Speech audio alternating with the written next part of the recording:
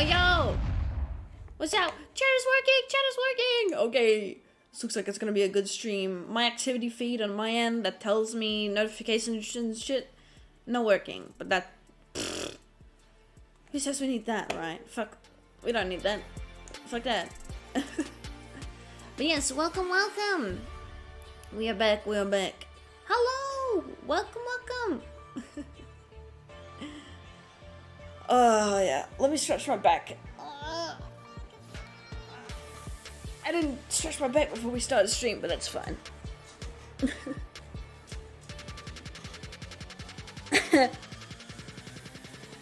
What are you doing today? Are you going to have a relaxing time working on some art at home? Yeah, we're going to be doing the second part of, oh, and my dog is now out of all the times to be wanting attention. My dog wants attention all of a sudden. Oh no. Why is it always when I click the go live button? How do you know every time? One day I'll turn her into a gajinka. That is the word, right? I am using the correct word where you turn something non-human into a human. I hope so. But yeah, we're gonna be working on part 2 of the artwork that we're doing. I think it was last week. We did the sketch and line art. Now we're gonna be doing the coloring and detailing, or rendering as some people call it. Some people call it detailing, others call it rendering. I just use the words interchangeably. It's just, I don't know, easier on my little pea brain. But yeah. That's the term. Thank you. Yeah. I want to turn my dog into a gajinka, right? So, like, a little humanoid character for on stream, right? So that way people know when she's with me. That way if you hear, like, dogs... Jesus, that's a loud car. That way if you hear, like, dogs and stuff, or, like, dog noises, I guess, like woof woof, bark bark, meow, you know, dog stuff, you guys will know that it's just my dog, just being herself. Yeah. She wasn't in bed before, but now she's just got up all of a sudden. I think it's because I started talking. She's like, oh, you're alive. Oh yeah. Let me come over here. Get some head rubs. Yeah. Read the dog model. She does not deserve that quality. No. Hell no. I'm giving her a model. How to track her face even? Like, she would look at it and be like, I've got no use for this. Enjoy wasting your time, bucko. Excuse me. Yeah. I should have had a nap before starting a stream. Oh well. Too late now. I'm just holding me fucking hostage. Hello? Oh my goodness. Give me back my hand. Okay. If you guys remember, we were working on this last time, and now we're going to be finishing it. This is for the raffle winner MaryFox09 on Twitter. So for context, for people who aren't aware or weren't there when it happened, I held a raffle for art. Basically, people sent me their characters, and whoever won, I would draw. And this person won the raffle. So that's basically what this is. So this is part 2 of us making their prize. Their character's like a furry character. I don't really know much about the character's lore, so a lot of the art direction is purely by my own stylistic choices and creative direction, you know, stuff like that. And so all I know is that the character's a furry, and not only a furry, but a fox furry. So I went with a subtle, not so subtle, you know, fox and the hound theme. I figured that it would kind of tell a story, you know, the character looks a little bit, what's the word I'm thinking of? A little bit quirky, but cheeky at the same time, which would fit well in like a cat and mouse chase scene, like Sean. So yeah.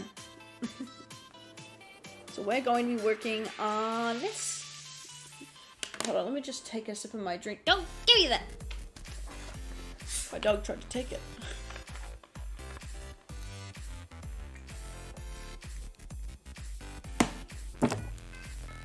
I might be a little bit slower today because I do have a bit of a stomach ache and I'm a bit, think of the words lethargic?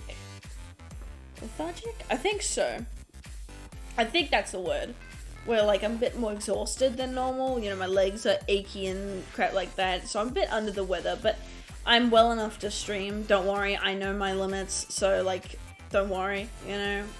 In other words, I'm not well, I'm gonna have lower energy, but not to worry, I'm still okay. That's what I'm trying to say. But yeah, we're going to be working on this. So we got the, if I remember correctly, this was the lineup for the character, then we had the background, yeah.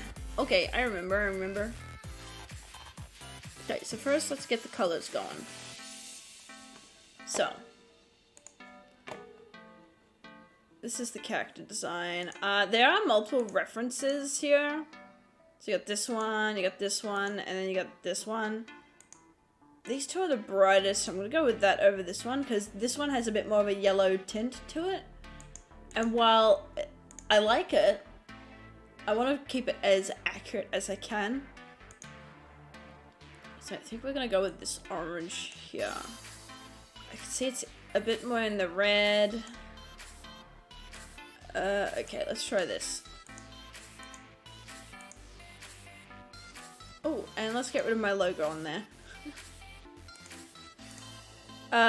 For context, I started adding my logo, this thing here you see flashing on screen right now. I added that as a way to watermark my artwork.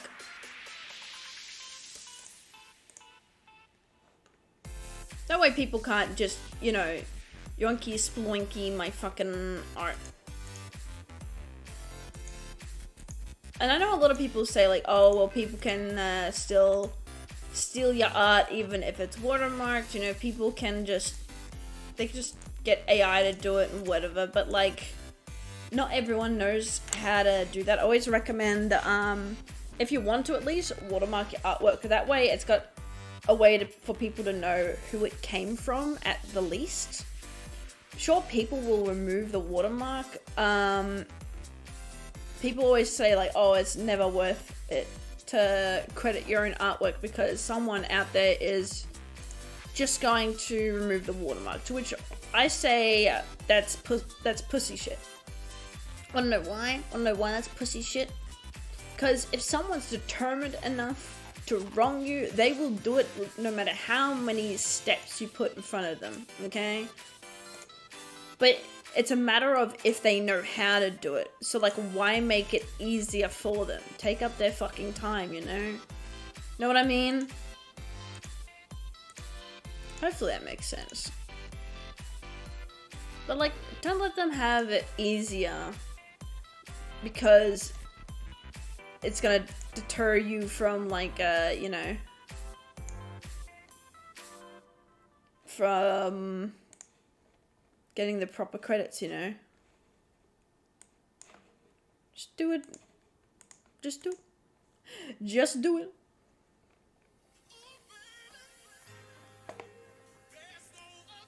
Now I'm gonna do the flat colors in normal lighting.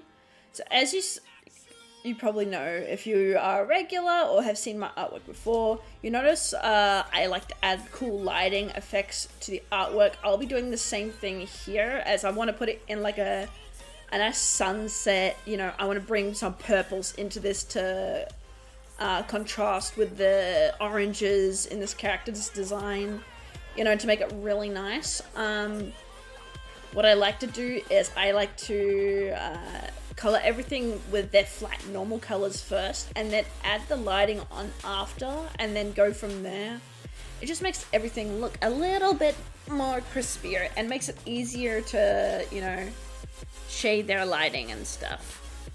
That's just me though. Some people don't like doing that, I do. It's just, it comes down to preference. Okay, let's bring this to a yellow. There we go.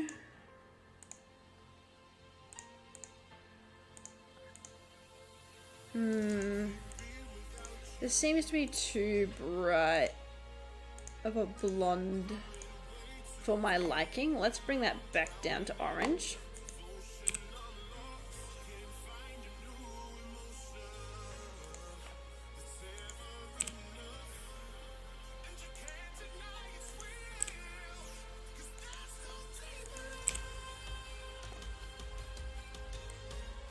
I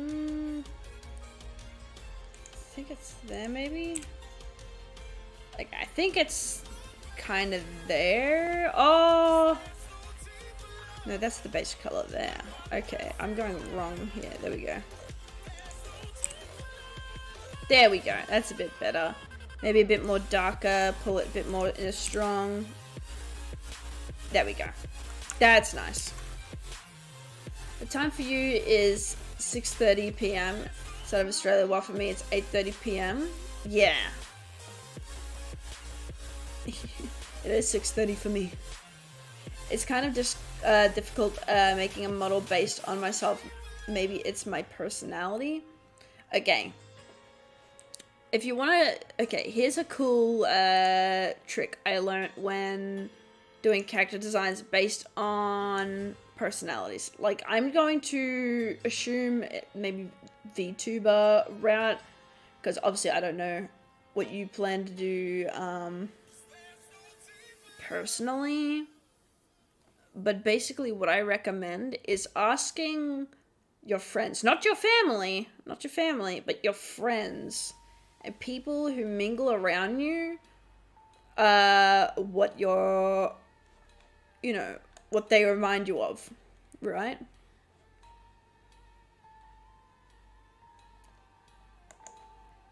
And the reason why I say that is because I'll give you an example. My VTuber, I am a demon, right? And for a lot of people, they would get confused, like, but Cam, you're so kind. I don't understand why you're a demon VTuber. Demons, you know, are known to be charming in a way, and I've been told I am charming. Demons are also known for being villainous. I enjoy villainous, you know, characters. So I knew that the character I wanted to be as a VTuber was going to be a villain. No questions, no doubts about it. But I had to work around the fact that I have a very polite personality and I'm kind. I don't swear a lot, which helps, but I had to work around the fact that I am, at least from what I've been told, that I'm more of a kinder person. And so what I worked out is if I then twist it to being like a manipulative feature of my character, like, oh yeah, he's just a manipulative little guy, then you could pull in the design from those traits. So all those traits, right, just ignoring my VTuber's design altogether, if you were to list down the traits of what it could be, you know, I'm a villainous demon that is manipulative and charming, you know, and so manipulative, you know, what's manipulative? A businessman, so I've got a business suit on. I'm a demon, so I have long ears, like fangs, I've got weird facial markings, unnaturally colored eyes, horns, you know, you can't see it right now, but on my leg I've got the little star thing, you know, it's just stuff like that, you know, and you work from the little things, and eventually build up. What I recommend is you create a mood board of things you like as well, the clothes you like, and you just slowly build it up. Eventually, you'll play with You'll play with a concept that you'll be like, you know what? I see something in this, and it will fit with what you like as well. I think that's a really good start when it comes to designing characters based on yourself, right? Because there's a lot of people in the VTuber industry especially where they create these characters that do not fit their personality type whatsoever. You know, you'll have big bad wolf man burned down village, cries lots, seeking revenge. But then the person who is that character is, you know, they might be shy, introverted, quiet, they like to read, they like to do visual novels, stuff like that. And you can see by just those two concepts alone, they clash. They don't go together, you know. So it's best to design something based on what you like, you know. Do you like, you know, animal ears and tails? Maybe add that to your design. You know, do you prefer the furry design, or do you prefer the half, or do you prefer no furry features at all? Do you still want to be animalistic whilst not going like with furry ears and tail, or like the full furry getup? Well, then add animal accessories, you know, maybe put paw prints on the bottom of the shoes, a collar around the neck, you know, stuff like that. You know, there's lots of ways and little tricks to designing characters, and there's even like a lot of shapes you can play with. Like there's shape theory, like I could go on and on about this, right? But there's shape theory as well when it comes to character designs. Like for example, squares, triangles, and circle character designs, like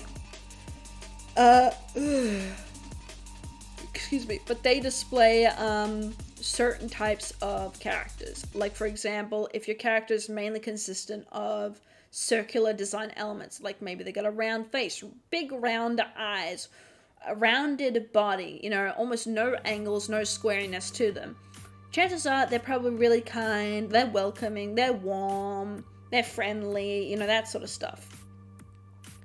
Whereas if you were to contrast it with an angular character, so a triangle design character, where they've got a bunch of sharp angles, their eyes are sharp, they've got long, sharp fingernails, maybe a long, you know, villainous dress that goes all the way down to the ground with a top, a bit like mine, how it comes triangular to the neck, you know. A lot of that sort of design types are normally positioned with, you know, maybe a more villainous character. And then squares, your brutes, your tanks, your busters, you know, stuff like that. Or just, I don't know, your big people. Maybe you're a big buff man, so you make the big wide shoulders, the big chest, you know, stuff like that. It's basically like, I highly recommend looking into, like, I don't know, like even just pre-existing VTuber designs or just character designs as a whole. Maybe look into like video game designs for your favorite video game characters, or book characters, or comic characters, or cartoon characters. See what makes them, you know, like their designs work. What makes their designs so memorable? Maybe it's their eyes. Maybe it's their outfit. Maybe it's even down to the color palette that they chose, you know. Everything has symbolism, you know. Like colors even have symbolism. Like for me, here, the main colors you'll see, like my main color themes are red and purple, right? But throughout my design, you hardly see purple. It's only on my eyes and one leg sleeve. That was an intentional choice because purple is mainly known for romance and sometimes royalty and stuff like that, which I wanted it to be like an undertone where it's like, oh yeah, he's charming, but he's also like got a royal descent to him. So I'll make it more of like the down low, because obviously like to like my character, he doesn't want to show that, right? He doesn't want to show that he's technically like noble blooded in like hell, you know, because he's meant to be manipulative. That would give away the ruse, you know. But he's got primarily black and red colors, which are both colors associated with grim themes, you know. Red is the same color as blood. It's normally associated with murder, violence, stuff like that. And so I went with deeper reds, like you can see for the hair, the horns, the eyes, you know, even the stockings on my pants, they're more of a browny red. You know, they're meant to resemble the color of blood when it's dried, because when blood dries, it goes a more brown color, you know. And then black for just overall grim stuff, you know. You can go so far. I can only give so much advice because, again, not a professional. I've just been designing characters for years, right? But I'm not a professional. But there's so many ways you can go about designing a character that fits your personality type. I do recommend taking your time though with planning your model or your, I keep assuming you meant VTuber, but I keep recommending, well, I highly recommend taking your time planning it, especially if it's like, again, I'm going to assume it's VTubing because it's the easiest way to explain, you know. If you go to make a project with it, take your time with it. Don't rush into it, because if you rush into it and you associate it with you, after 6 months to a year, when you're used to seeing the design, you might get sick of it. Sit on the design for a while, you know, mesh with it. Like this design here, like that I've got, I'm happy with it. I've been sitting on this design for what, 2-3 years now? About that, and I have Cherry, stop it. No. Shh. Shh. No.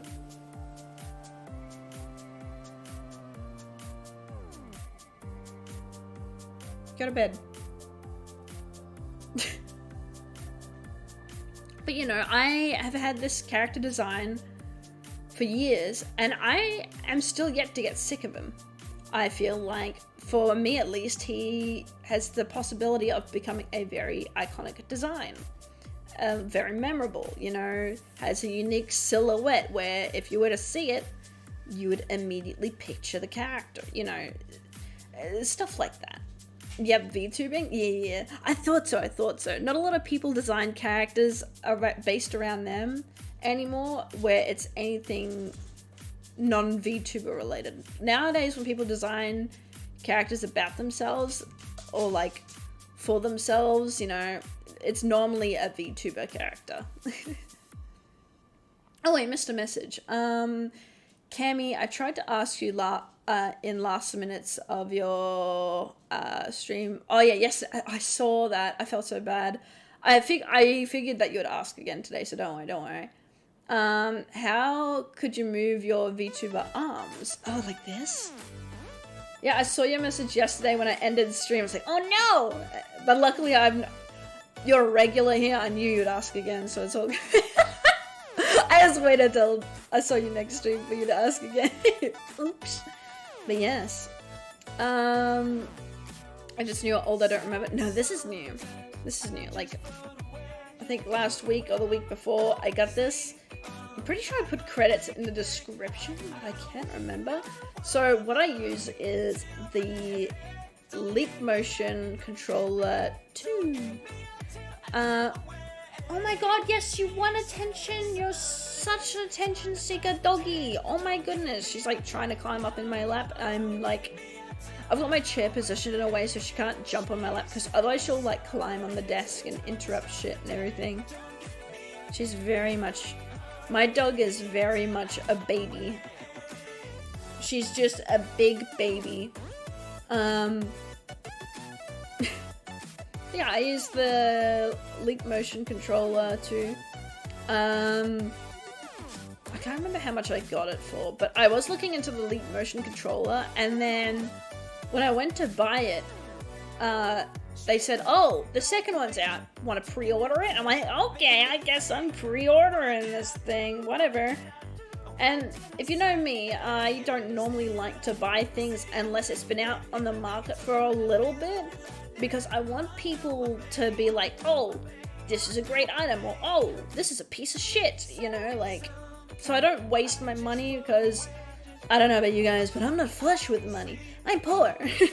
I'm a little broke man, so when I invest in technology or items or personal belongings, I want to make sure that I'm getting my money's worth without being like bamboozled of my money, you know. So when I did the pre-order thing, I thought, oh, you know, it's like Tundra trackers, you know, when I got those, I'm just pre-ordering for this batch. No, I was pre-ordering for the first wave. I am technically on with the first few people that got theirs. Like, basically, I'm basically the first wave of people to have this tracker. So, very much not what I wanted. Ordering wise, I would have waited otherwise had I known. But hey, at least I got finger trackers, and you know what? It's actually a very good product. I do recommend it. Even though I've only had it for a short period of time, do recommend it. It's very responsive. Like, obviously, excuse me. Obviously, I've played with the settings, that way it works best for me and how I stream. Yes, you've gone to my other side now. You're desperate to get in my lap. You can't, no. I'll give you a schmacker though. You want a treat? You want a treat? I'll give you a treat. Maybe you'll chill out then.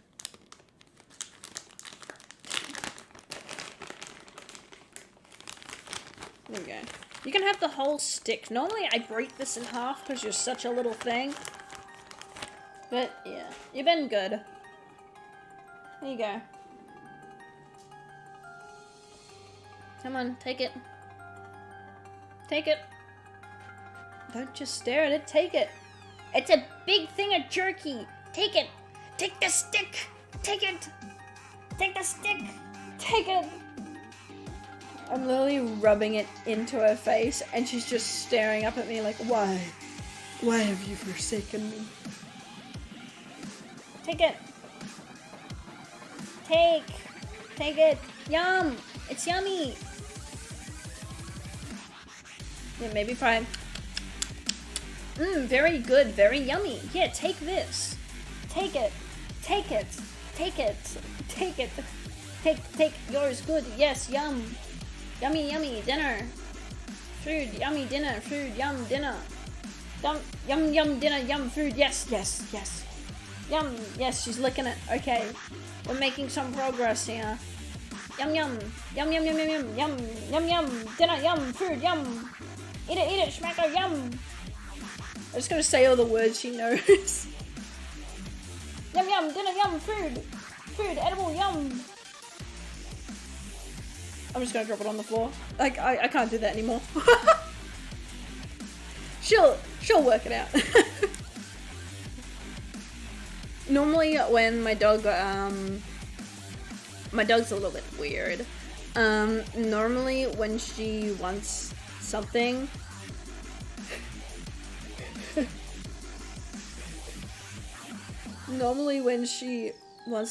like a new food or something, or she's unsure of something, she wants it like with a spoon, if that makes sense, like spoon fed to her so she can get like kind of like the feel for it, but like I am not doing that right now. No, thank you.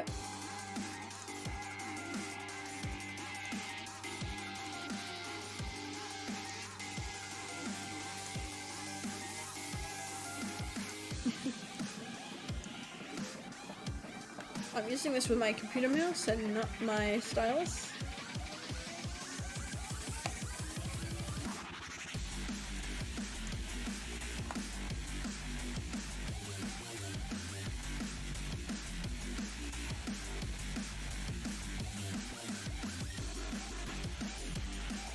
Okay, let me just get rid of this part up here.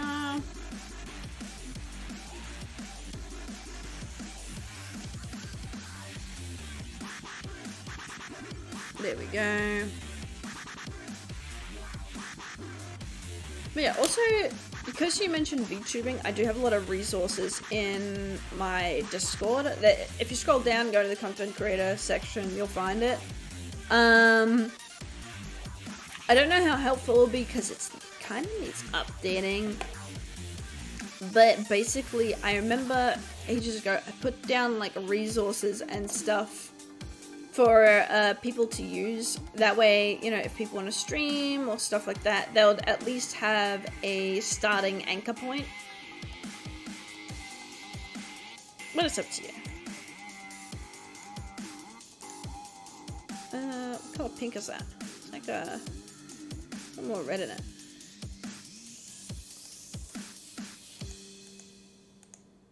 There we go. I think that's right.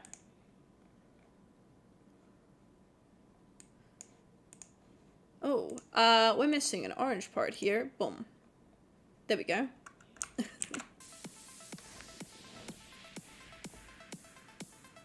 Also, I found out maybe a few weeks or months ago that I'm really 5'8" foot tall and not 5'6" foot tall.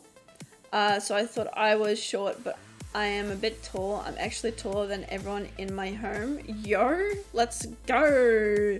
Tall gang! Tall gang! Also that, oh, wait, fuck. This is like, can you guys see like the little heart thing? Here, I'll click it. So like it spits out like hearts and shit. That thing is always in the way of chat. When someone puts a bigger message, it just blocks like a fucking massive corner of it. It's so fucking annoying. If YouTube will fix that, that'd be fucking grand. I doubt they will, but you know what I mean.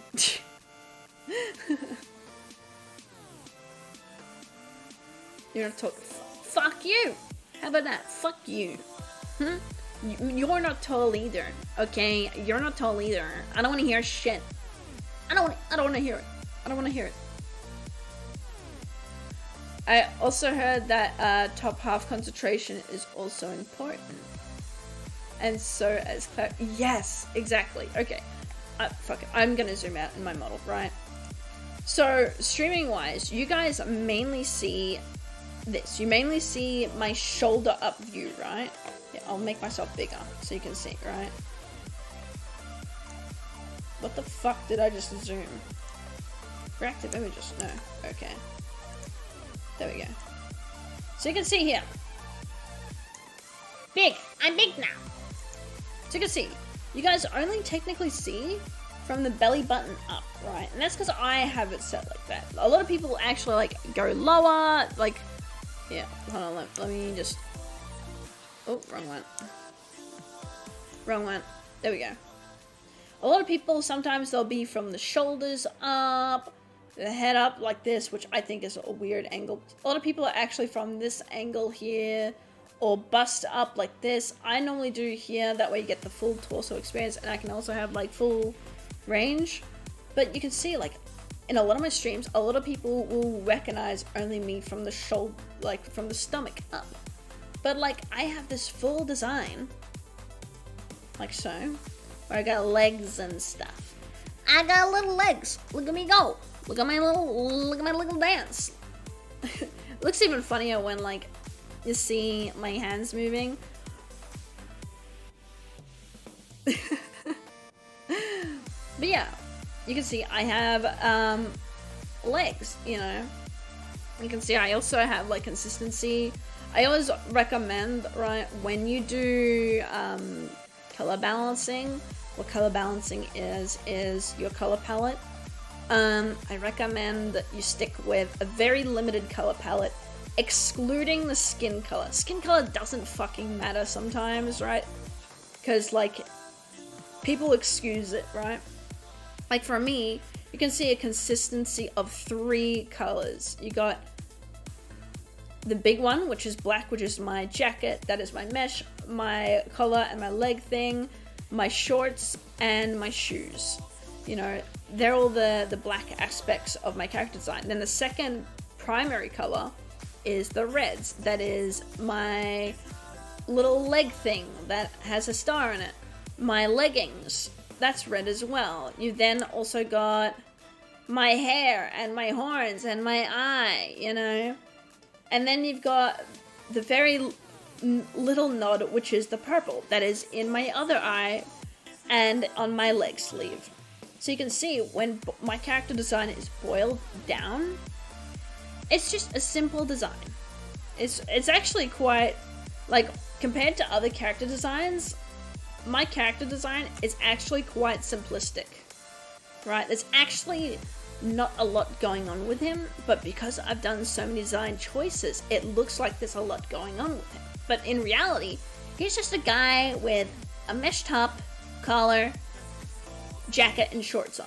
That's all it really is. He's just got jackets and shorts on and sneakers. Like, but because there's all these like little details, I recommend adding little details as well. Like maybe, like you can see, I've got technically 3 belts on. I've got the one around my waist, which is a different belt type, to the one around my leg, and the one around my neck, to add a bit more variety, you know.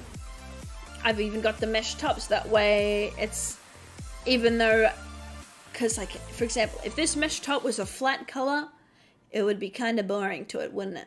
I would need to add something else. I would need to add some form of like detail extra to it, right? But because it's mesh, you can then see my chest through and on my torso and see all the torso details and stuff like that, which adds more to the design, you know? Like, you'll even see, like, if I turn my character around, hold on. How do I turn him? There we go.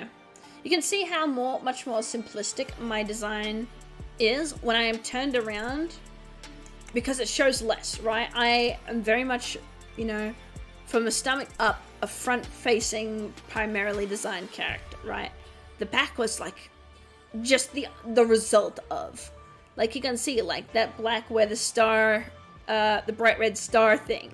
There's no, like, supports in the back. It's just the circle that wraps around and that's it. There's no supports in the back. Whereas in the front, and I'll zoom around again, beep, beep, beep, beep, beep, I've got multiple points of contact. I've got the one that wraps around the leg, the one that clips to the shorts, and then the one where it clips to the leg sleeves, you know?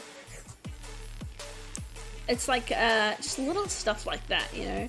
You can see, like, the shorts in the back kind of blend in with the jacket and create this little, implied silhouette, which again shows the shape. Like, still, like, if you were just to see my character design from the back, right, it still showcases, it's basically just like the reverse of my character design. You can still tell who I am based on my silhouette. Like, if we were to completely black out my character, right, so I was just like a little shadowy man, you would be able to be like, oh yes, that's Cambion Kami. I can see the flicks of his fringe from the side of the skull. I can see his pointy ears. I can see his horn shape. I can see his flicking hair. I can see his jacket. I can somewhat see his shorts. I see, like, there's a little leg piece on that left leg there. I also see the leg sleeve, and then it leads into some shoes, you know. Just like that alone is enough to identify me as a character silhouette. Sure, I don't have much going on, but it's something. It's something. Let me turn me around. There we go. Yeah, I can make myself shrink again. I think that was the right size. One way to find out. Oh yeah, and my model, because I made it myself, right, it has some issues. Like, for example, when I move my hand, you can see, like, there's a little glitchy part that pops out. That's my fault. I'll fix it in, like, the next version of this model. Cammy, I was wondering if you have ever seen or watched these new films or movies that have come out this year, like Transformers Rise of the Beast, Spider-Man Across the Spider-Verse, and Elementals. I have seen Elementals. I didn't quite like it. I was hyped for Elementals, but watching it kind of ruined it for me. It was just another one of those stories where it's like, we're both so very different. We're both from different cultures. I love you, let's date. And it's like, I don't know, I didn't really like it. Nothing wrong with the concept, but we've seen it before. And when I like watching new movies, I like watching something new. I don't want to see the same story over and over again, because I'd rather just rewatch the older medium. It's why I don't really like the Disney remakes, because I feel they are not creative.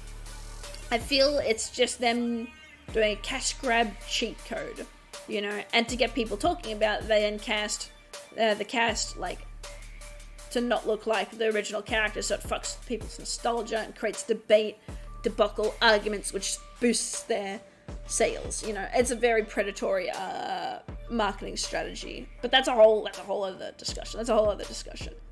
But, like, I am hyped for this. I've forgotten what it's called, but I am hyped for this one movie. It's set in like a nuke town, sort of like a 1960s American town in the desert somewhere. And it's meant to be like a comedy, like something about a bomb going off. I want to see that one. I did want to see Barbie, but I'm unsure if I would be able to handle going to see Barbie. I've heard a little bit about the story, and I don't know, with all the pink themes, I don't think my my toxic masculinity can handle that just yet. I think I'd have to wait until, you know, like, I see some reviews of it and people being like, oh yeah, it's like this, it's fine. Because I don't want to go paying money for a film that might fuck with my dysphoria. Because, like, I know that's a very weird concept that not a lot of people will understand, and that's fine. You know, so there'll be some things people don't understand, but when it comes to, like, certain stuff, especially with trans people, it will fuck with dysphoria when it really shouldn't. It's like, it's just weird, like, mental gymnastics I have to basically play with myself, you know? Another one is, I think another popular one was Oppenheimer. I think that's what it's called. I've heard about that one. That's based on one of the war things, isn't it? It's like a war movie, and it's very, like, confronting or something. I've also heard people, hold on, let me just unzip my jacket, it's getting hot in here. It's getting hot in here, so hot. But basically, I have heard of people walking out on Oppenheimer and then walking into Barbie without paying. That's a funny fucking meme. Oh, I did see Mario, the Mario movie earlier this year. I think that was very good. As someone who did not grow up with Mario till later on in, like, my teens, right? Because I grew up in a Sonic the Hedgehog family. I was not the Mario family, I was Sonic the Hedgehog. So we had the Sega Mega Drive, overseas you call it the Genesis, I'm pretty sure. But basically we had the Sega Mega Drive, so we had all the Sonic games, and then we had the Sonic games on the DS, Sonic games on the Wii, you know, stuff like that. So we basically had majority Sonic games over Mario. I don't know why. Excuse me. I don't know why we had primarily Sonic games over Mario games. I think the only times I've ever owned a Mario game was a Mario Party and Mario Kart, but I think that was purely for social reasons rather than, like, an actual interest in the games. Because obviously everyone likes Mario, right? I think everyone and their mum had a Mario game at some point. And so back in, like, the 2000s, right, post 2008, if you didn't have Mario Kart on your DS, you're basically a fucking loser. That was basically it. I remember being like, I have no interest in this Mario game. I have no interest in Mario Party. I have no interest in Mario Kart. But all my friends had it, so anytime I would go to their house, they would play it, and I would be stuck playing my own games. I'm like, well, guess I'm getting these games. And for people who are unaware, I had a 144 chip in my DS, and what that is basically a little chip cartridge thing that you can mod games onto. And it's just in the name. You can have 144 different DS games on the chip. And it's actually really fucking good. I remember I had Nintendogs on there. I had so many Sonic games on it. Holy fuck. I had a lot of weird random games as well. I had a lot of Cooking Mamas as well. I'm trying to think of all the games. I had multiple Nintendogs. I had some weird little Sims game, because I remember I wanted the Sims Pets, but it was like some weird little vet game. I fucking hated it. I was hoping it was like going to be like the actual Sims 2 with pets, but it was just some weird vet game. Hello! Yes, you want attention. Don't you want up on my lap because you're a lap dog, aren't you? Yeah. You want attention, don't you? Yeah, here's my hand. Ow, ow, ow, ow, ow, ow, ow, ow. She keeps standing by my side. I think she wants something. Yeah, you want something. Did you eat your stick? You did too. Well, we know it's not hunger because you've had your stick.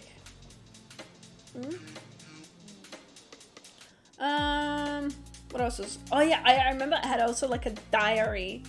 Some weird little diary DS game. It was like, Excuse me.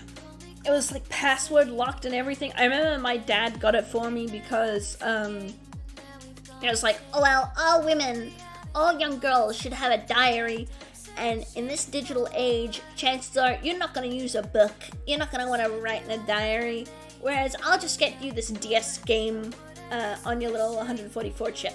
And I'm like, okay, bet, pog. I remember playing it for a bit, put the password in, didn't touch it for ages, went to log into my little account, and mind you, this game, when you start up on launch, you need the password, right? So you can't access the game at all, settings-wise, just at all, period, unless you know the password. So when I tell you that I went into my old diary trying to use it, and I couldn't get access to it because I had forgotten the password, that was money wasted. Money wasted. But it's alright, it's alright. Oh, I remember I also had some Avatar game, like Avatar, not The Last Airbender, but the one with the blue people.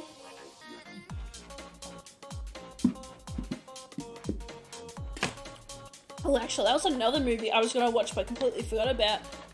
The Way of Water. That new Avatar movie, because here's a funny meme, right? For years, people would be like, oh, the first Avatar was so forgettable, no one remembers the main character's name, it was just such a forgettable movie, you know? And I remember for years being like, well, I love that film, I remember every little detail of it, you know? I don't find it forgettable at all. It had great quotes in it, but I don't know, I guess the masses were like, oh yeah, it's fucking forgettable for such a high impact movie, that when the second one released, everyone forgot about that argument. They're like, oh my god, this is fucking gold. You know, everyone rewatched the first one, and then watched the second one, and everyone's like, oh my god, this is like, holy shit, you know? But I was always sitting there like, I always knew, you know? I always knew this film was fucking good. But I know, that's just me though. Maybe I'm just a freak when it comes to movies like that. Obsess on like little details.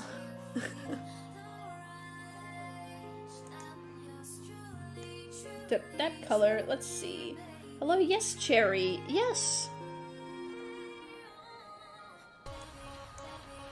Okay, and then we're gonna go pink.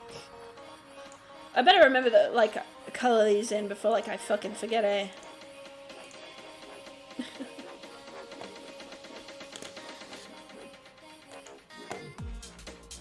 There we go. Because otherwise, if I forget, well, we're gonna be in like a whole world of problems.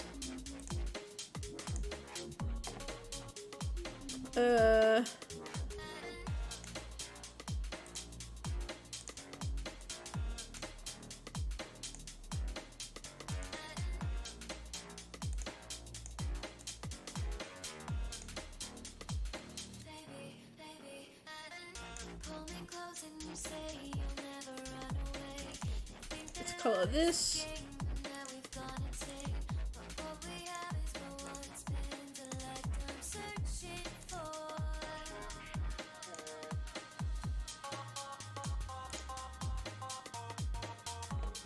There we go. You're also going to see parts of this that's colored a bit funnily. Like you can see this is like a little bit transparent here. I've done that on purpose so I can see like different details and color it differently a bit easier. So that's not only going to be temporary like that. That won't be actually see-through in the final.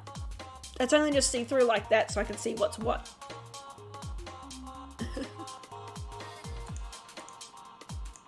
Okay. And then we're going to go to these whites.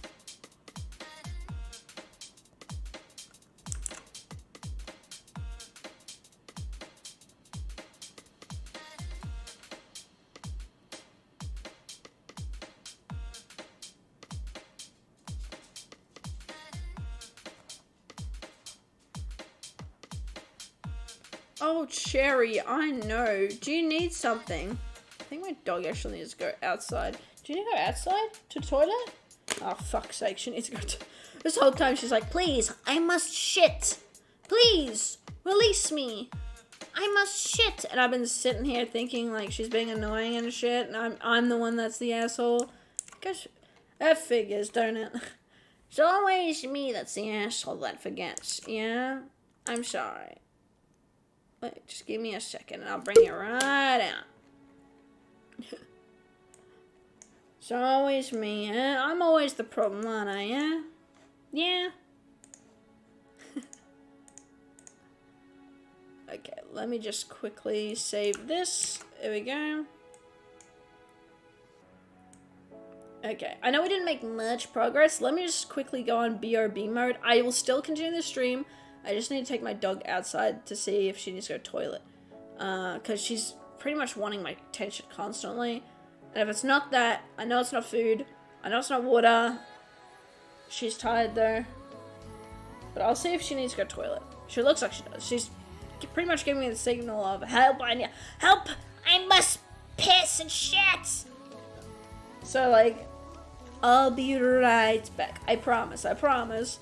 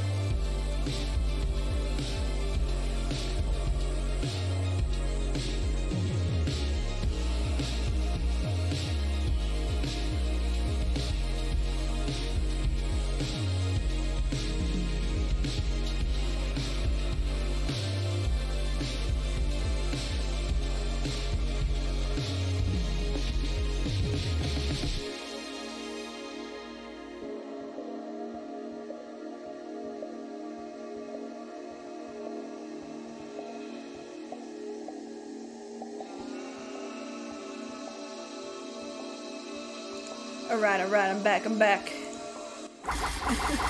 Sorry about that. Let's see if that solves the problem I had. Why did it stop playing? Oh, it's changing songs. Okay. It's just doing its thing. But yeah. Thanks for waiting, guys. But we'll just get comfy again. Damn, because I had to move for Cherry, I'm uncomfy. No. Okay, I need to Google what a hound looks like. A fox hunting hound. Fox hunting hound. So I remember I went with a certain breed, didn't I? Yes, I did. I went with this. Okay. So at least got the colors right here. At least base colors. So now we're just gonna go background round. So it's this tree here that's the top color and the hound. So let's go with a little log color. Let me just shuffle this across and make it bigger. That way you guys can see it. So let's go in just normal tree brown.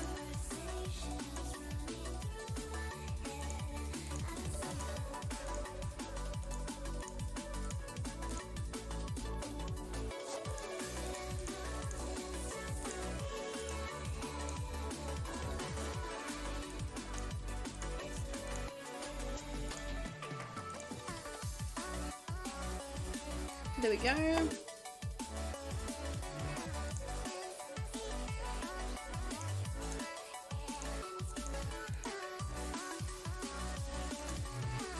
And then kind of like a creamy white for the hound. We'll just do an overall cream color. That way we can like edit it later. There we go. Because we can always just do the colors on top and fiddle with it a bit more. I just want to put the base colors in. That way we can kind of like see the shape of it a bit more.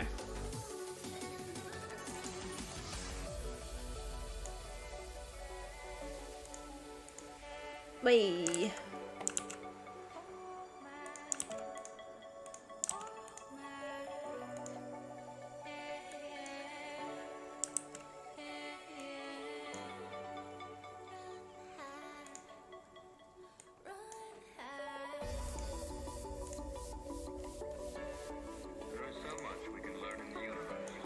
There we go. It is the frontier of the future.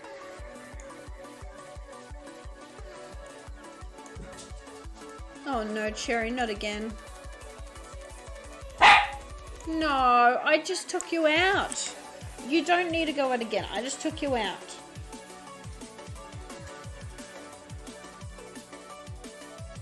Like a dog's about to have a tantrum.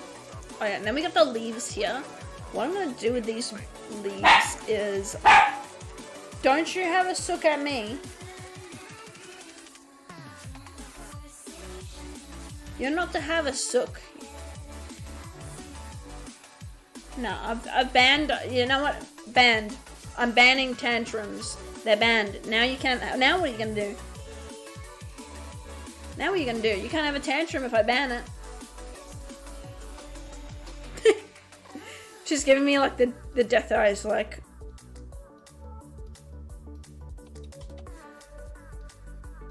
Like that's the look I'm getting from my dog.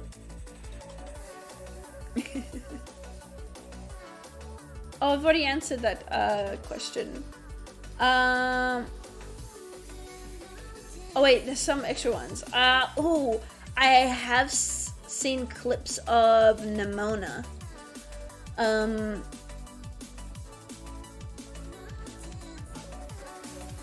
Like Transformers Rise of the Beasts. I haven't seen Transformers. I've only seen the first film. It's not really my cup of tea.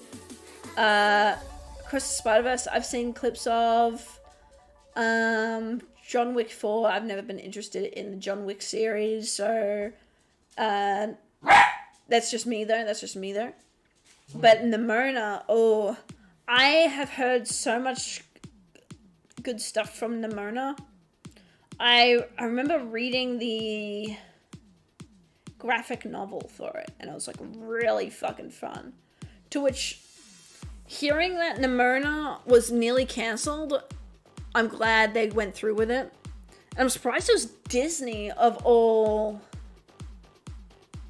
like studios, because like the main character, like he's a homosexual or something, so it's like, you know, like I forget his name. It's like Ballista, I think the main character's name is Ballista. Literally has a boyfriend in the show that he openly kisses. And not only that, but like, I've seen the ending scene where he goes, "Holy fuck!"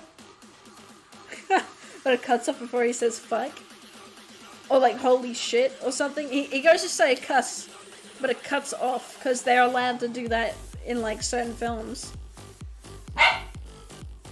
I've also seen clips where in Nimona, Cherry, oh my goodness.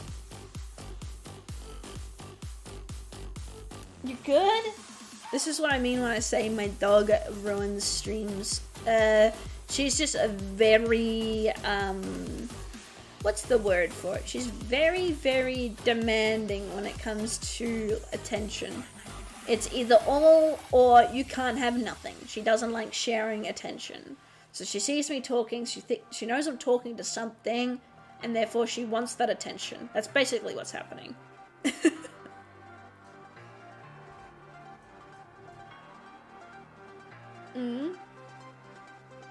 What do you want? You're being silly. How are you supposed to enforce the ban and tantrums on your own dog, Cammy? Just well. You watch me. I'll run this shit into the ground. I'm just kidding. I don't know. I sometimes like saying random shit to my dog and pretending like she can understand, when in reality, she's just trying to communicate with me and we can't understand each other. She understands certain words, but other than that, she's fucked. We're both fucked. Hello, you've gone to my other side now. Do you want to just go on my lap? Will that stop your little tantrum? Come here. Come here, come here, come here, come here, come here. Come here. Where are you? Come here. What is your problem, girl? You are having the biggest attitude problem right now. Of your YouTube channel. Yeah, she does. She is very much a diva dog. Come here. Come here. I'm gonna grab you. Oh, now she's gone to the bed where I can't reach her because I'm sitting down. She thinks she's safe on my bed as if I can't just stand up and walk over to her. Like, watch this. Oh my god, I'm standing up. Oh my god, I'm taking the edge off. Oh my god, I'm standing up. Now what are you gonna do? I am standing. Holy shit. What are you gonna do? You gotta know where to go, idiot. Come here.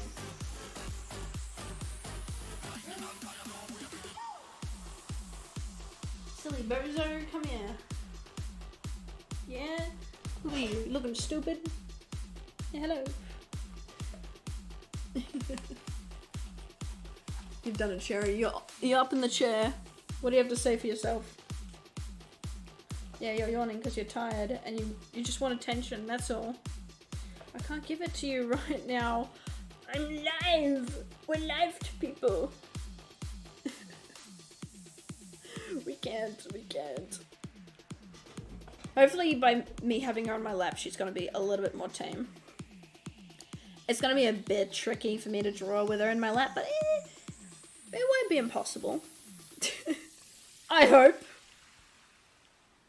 But yeah, Nimona, I've heard a lot of good things about Nimona. Cherry, oh my goodness, girl. What are you doing? I'm trying to like hold her paws so she doesn't tap the tablet and do some fuck shit.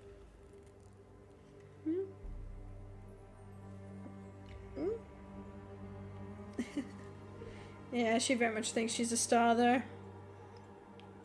But yeah, Nimona is actually such a good...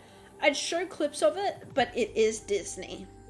And unfortunately, Disney is very aggressive copyright-wise, so I'm not even gonna risk it. Not even gonna risk it, you know? No point. Because otherwise I would react to the clips. I would be like, yo, look at these clips, guys. Here's Nimona. And I would actually show Nimona. Because I think Nimona is a very well done show. A well done film, I should say. Has a good message. Has a character type that's rarely seen in media.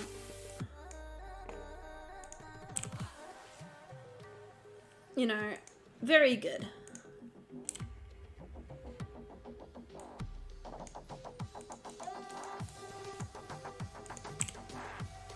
There we go.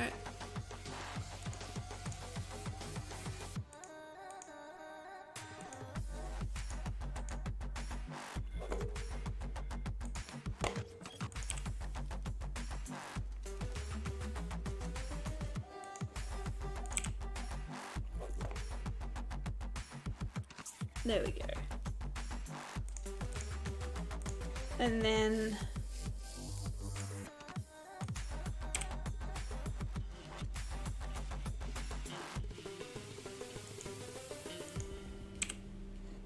there we go. So it goes from that color to this color to that color. There we go. Also, Kami, I tried to talk in your Discord server, not like comment, but like using the talking feature. Oh, like the VCs? Are you talking about the voice chats? But nobody was online or doing something else. I really wanted to have a conversation in your server. Yes, the server is very underpopulated, so it will be a bit more quiet, but if you keep trying and give it time, a lot of times I've noticed that people won't join the VCs, which, you know, it's fine. Some Discords, people just won't join the VCs. But if you give the text channels a go, like, you know, if, for example, what I recommend, especially if you're trying to talk to community members, because they're obviously used to the Discord being a lot more quieter and more chill and laid back. So what I recommend is, if, you know, you see someone talking about something and you're interested in it, just reply to them. There's like a little feature in Discord where if you click on, here, I'll describe it.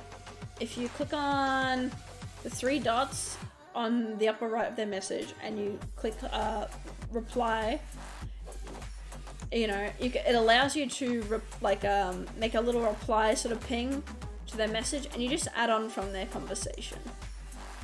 You know, it makes it a bit easier, that way people know that you're talking to them, as well as, you know, it gets you a good window. Because I think one of the hardest parts of entering a new community Discord is trying to mingle with the community members, because they all know each other, and like your new character, it's like you're entering into season 10 of a comedy TV show, you know, like where everyone knows everyone and you're the new character in town, you know. You don't know anyone, you know. But if you see what people are talking about, you know, sometimes people won't reply, it's fine, it happens. Sometimes people will reply, you know. I recommend, though, like, just keep at it. You'll be doing good. Excuse me, why are you biting me? Why are you biting me? She's not the biting isn't hurting, by the way. She's got like a little thing in her fur that I'm trying to get rid of. And she wants to keep it because she's dumb and doesn't understand that if it stays in her fur, it's gonna make her, like, sick. Hey! Ow, that's really fucking hurting. I'm trying to get it off of you without it hurting you, ding-a-ling.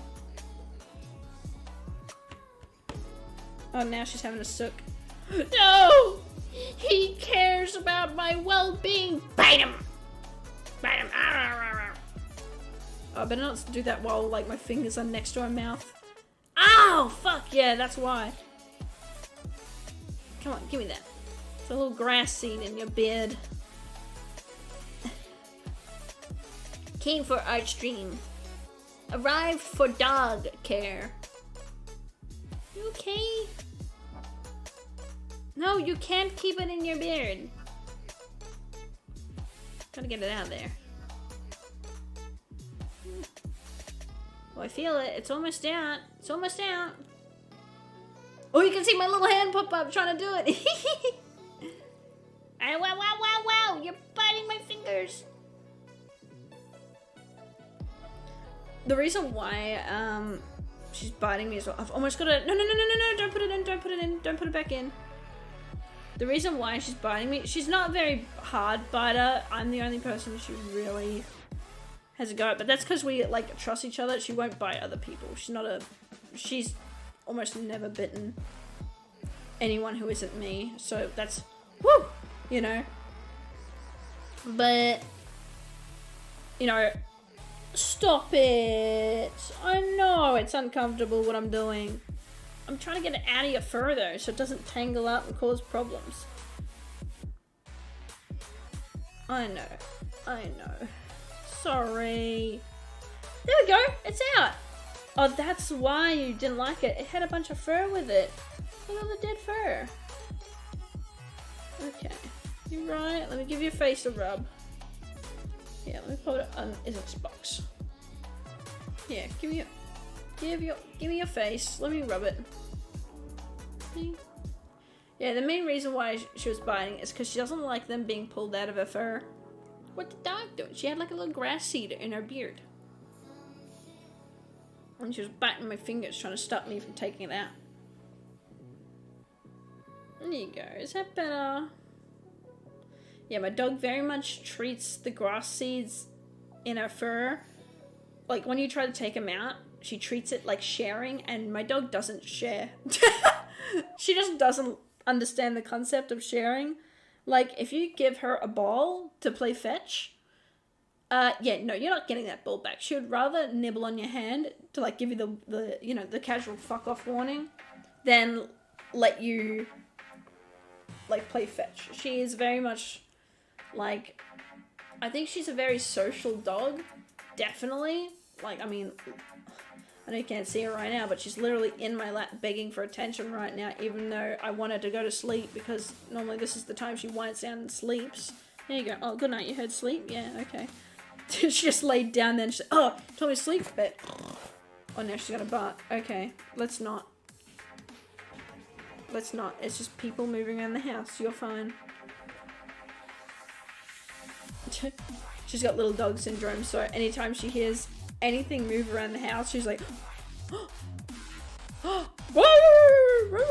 you know, like that sort of dog. She's very much a barky dog.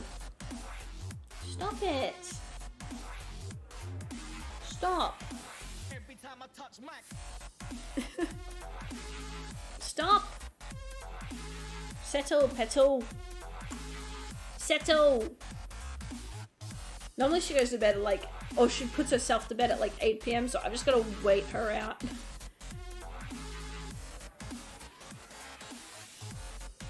But yeah, like she very much is not a sharing dog.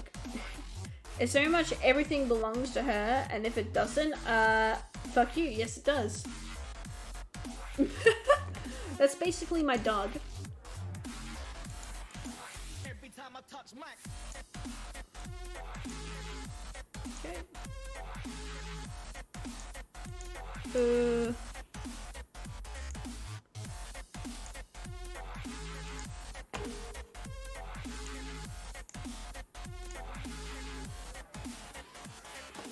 Let's see, let's bring this back to a red. There we go. So I want to pull it down with the scene a little bit.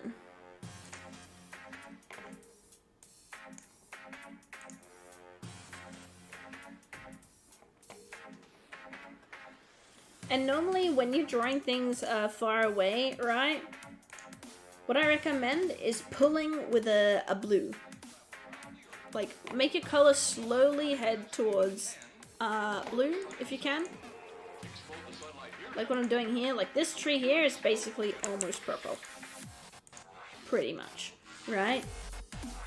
And with the color trick here, as you can see I'm now implying a certain lighting type, because I do want to add yellow highlights and stuff like that. And what this allows for me is it allows for me to imply a distance, because you'll notice when you're next to a mountain, like right next to a mountain, the trees, the foliage, everything is green, brown, you know, natural colors. But when you're far away from a mountain, they look blue. And it's because the Earth's atmosphere. So I'm implying that this thing is very far away. That's basically the little trick. Basically the little trick-a-room. Let me bring it back a bit. There we go. Forward a bit. There we go. It looks a bit extreme there, the way I've done it, but trust me, the results, chef's kiss. You know what I mean? It's okay if you don't, but I know what I mean, so that's all that matters.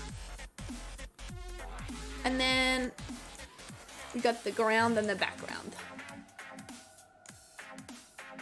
Okay. Hello, yes, oh, you're a very loving dog. I know you want to kiss me on the face, but see, I know what you eat, and I don't want you to, like, lick me at all, like, anywhere near my mouth. Thank you, though, for the offer. Very generous. Such a generous girl you are, yes.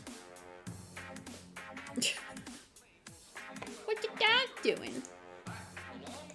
What the dog doing?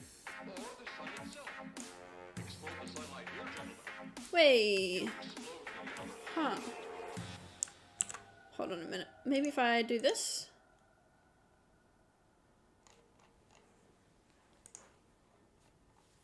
Might be a bit easier of shading. Oh, Cherry, come on now.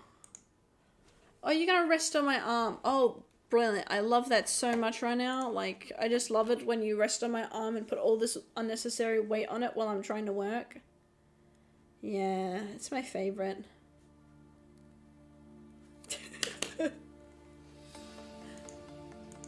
Okay, so here's the grass. I'm gonna lighten this grass. Like so, maybe a bit more into the yellow. There we go. A bit like this.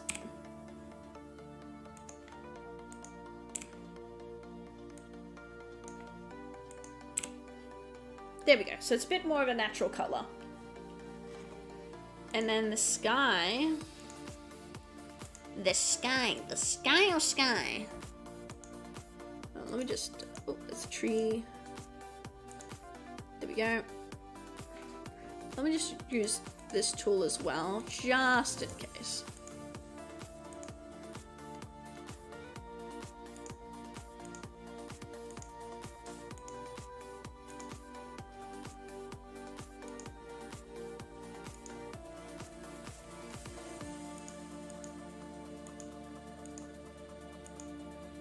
There we go.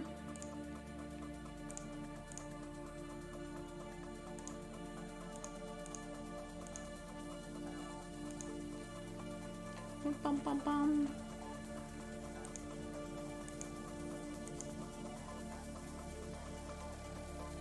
There we go. So we're gonna grab this wood color and pull it like this. I'm gonna do this. And now this is gonna look weird, but I need the full foliage in the scene to be able to see this properly. So let's pull it towards a purple, lift it up a bit.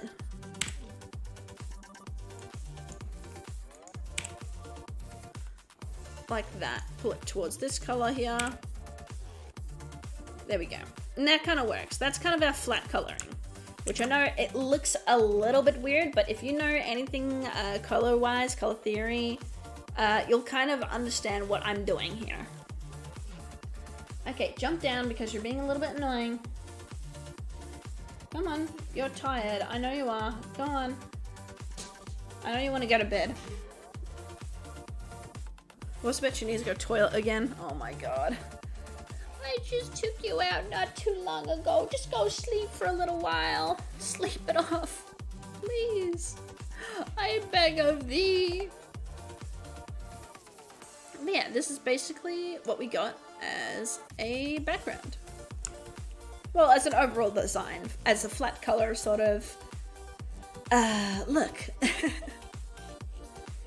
Which again, it's gonna look a little bit funny to start off with, but once we get the shading in, it's gonna make a lot more sense. In this stage, it always looks a little bit funny. but that's just the way it is. It's kind of just how it be sometimes. But it'll work itself out. Trust. Definitely. Let me take a snip of this. That way we can get like a history of this stage going, of the art process, and also advertise a bit. So let me just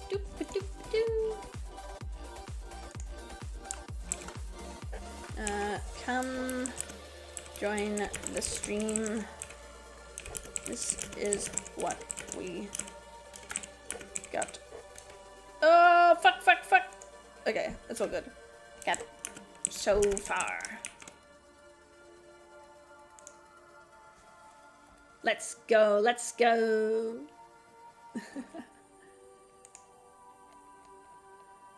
Hell yeah. Okay, bet. Let me just get a good stretch in.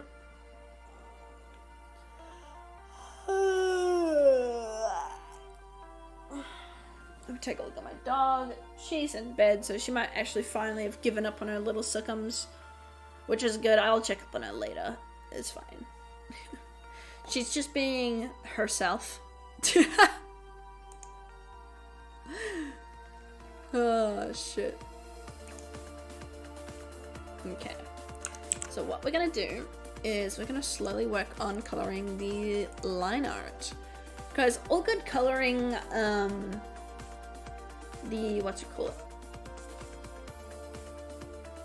Actually, no, we need to work on the shading first. What am I doing?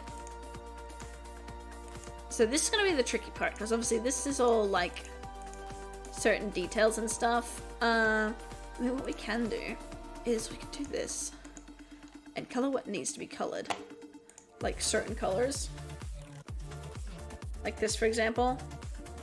Hey, wait a minute, what the fuck? Oh. What?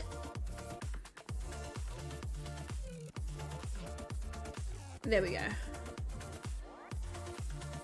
That way when we put this on full, for example, it looks like that, which is exactly what we needed it to look like for the arm here.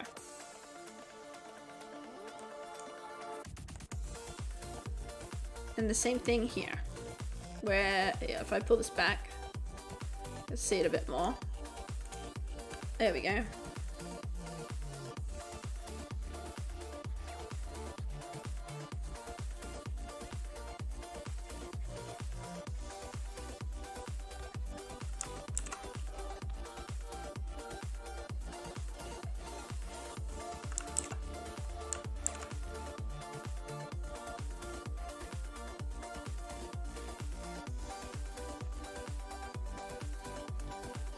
There we go.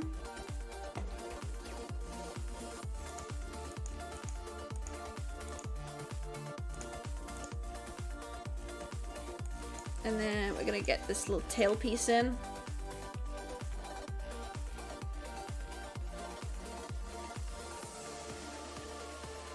Which is gonna look weird right now, but if we play our cards right, it's gonna look real nice when we're done.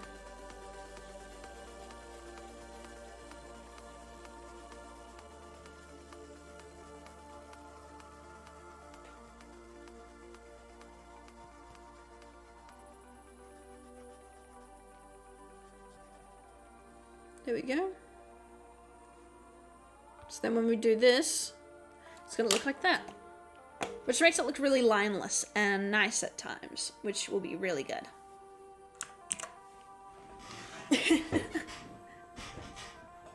What the dog doing? What the dog doing?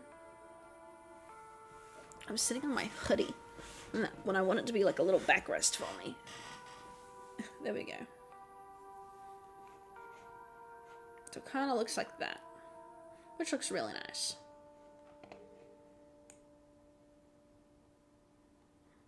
Like so, there we go. Okay, bet. So let's work on, is this the top layer? Yes, it is.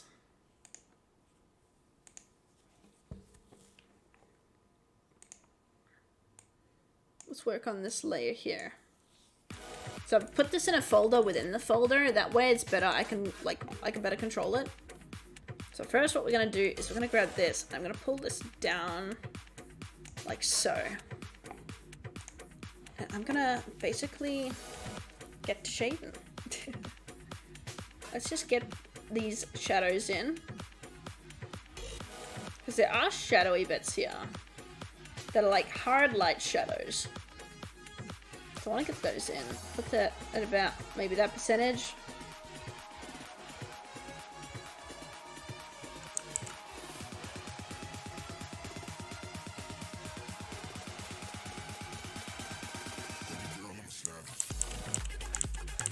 Now, I'm gonna have the lighting come from where the dog is, but more upward, if that makes sense.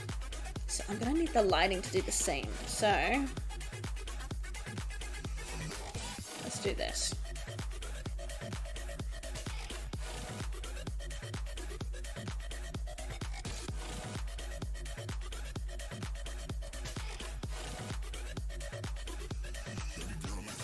There we go.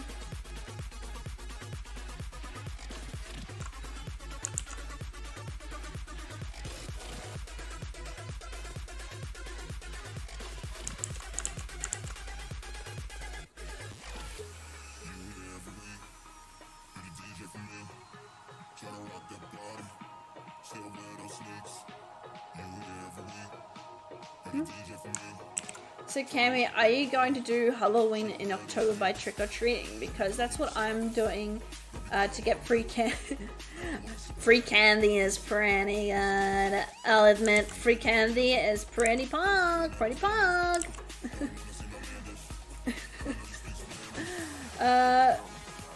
To get free candy, and because I missed the other ones from years before due to sickness, etc. So the meme is in Australia, unfortunately, is that we don't really, as a culture, celebrate Halloween. It's mainly like the adults where they use it as another excuse to drink, to which I could do that, but again, very rarely do we get holidays based around Halloween.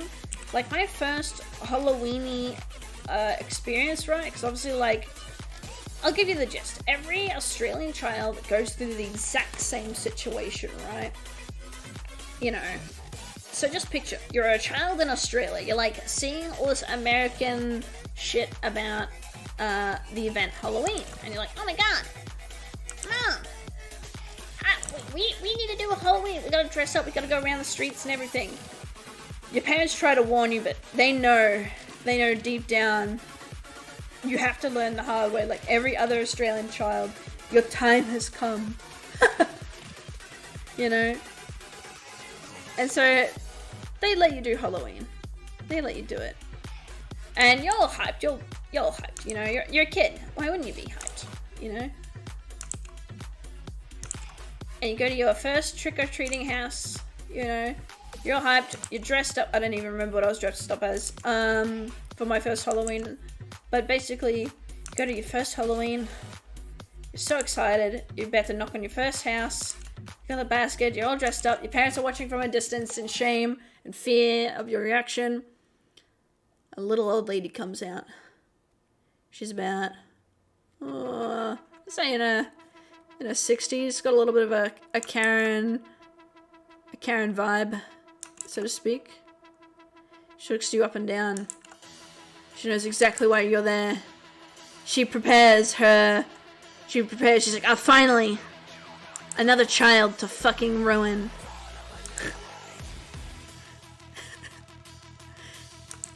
She prepares. She looks down at you, and she says the line. She says the infamous line that so many Australian children fear. We don't celebrate that here. That's an American tradition. You cry, you piss, you shit your pants. She said the line. Your parents start being upset because they tried to warn you, but you had to learn. You had to learn the hard way. And then, boom, 2012 happens, the world ends, boom, boom, boom, the planes start falling out of the sky. Am I painting the good picture here? I hope this is a scary story for you guys. But yeah, but yeah, like, my first Halloween experience was like this old lady. Like, I remember I convinced my mum for years, like, come on, we gotta do Halloween. We never do it. And my mum's like, no, you don't understand. There's a reason why we don't do it, you know?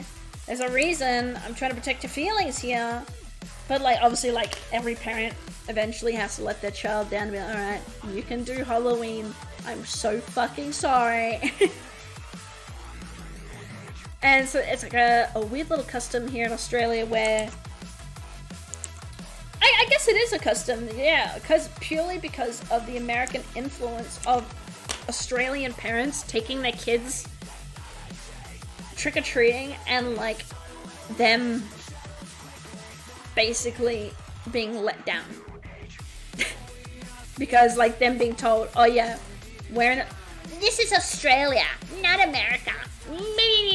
You know, like shit like that, you know? You know, just casual disappointment.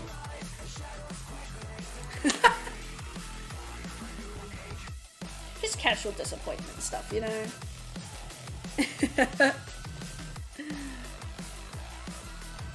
But yeah, it's like I guess you could call it an Australian tradition.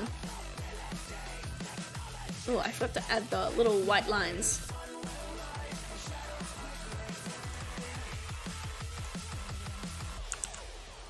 But yeah, it's like a very common thing in Australia where you just you go up to your parents like, Mom, Dad, I want to do Halloween. And then they let you go through with it to not break your little kid heart. But then in turn, letting some random break it for you.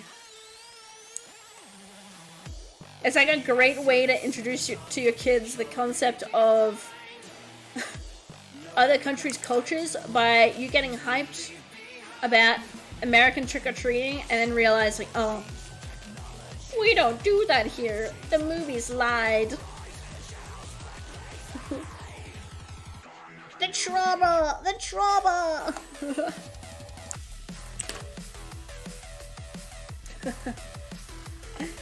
But yeah, that's kind of the Australian Halloween experience. They're changing it up now though, modern day nows.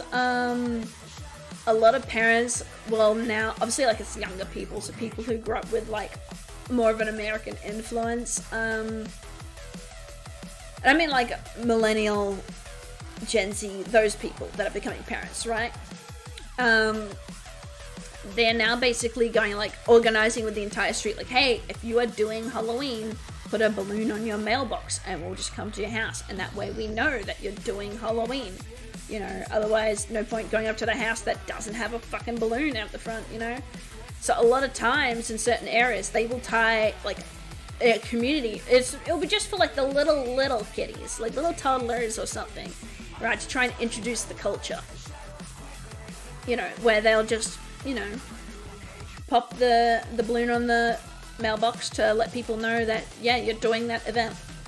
Which it's so, compared to like the stuff Americans experience, it's so piss weak. It's so like shit in comparison, but like, hey, take what you take, you know, you get what you get. You're not gonna say no to free candy as a kid. Country moment, imagine not growing up in a city. Fuck you. Fuck you. Cities don't count culture-wise, in my opinion, okay? Because country is, like, good.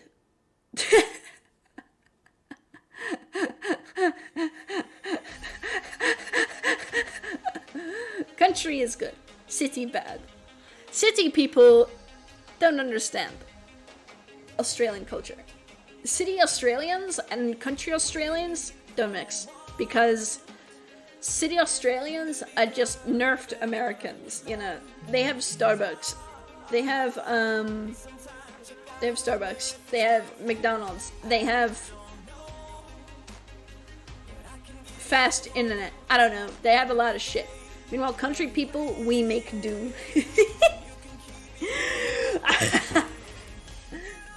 But yeah, I find when it comes to culture things, you kind of have to exclude city people, because otherwise you'll come to a certain point where no matter what's the word for it?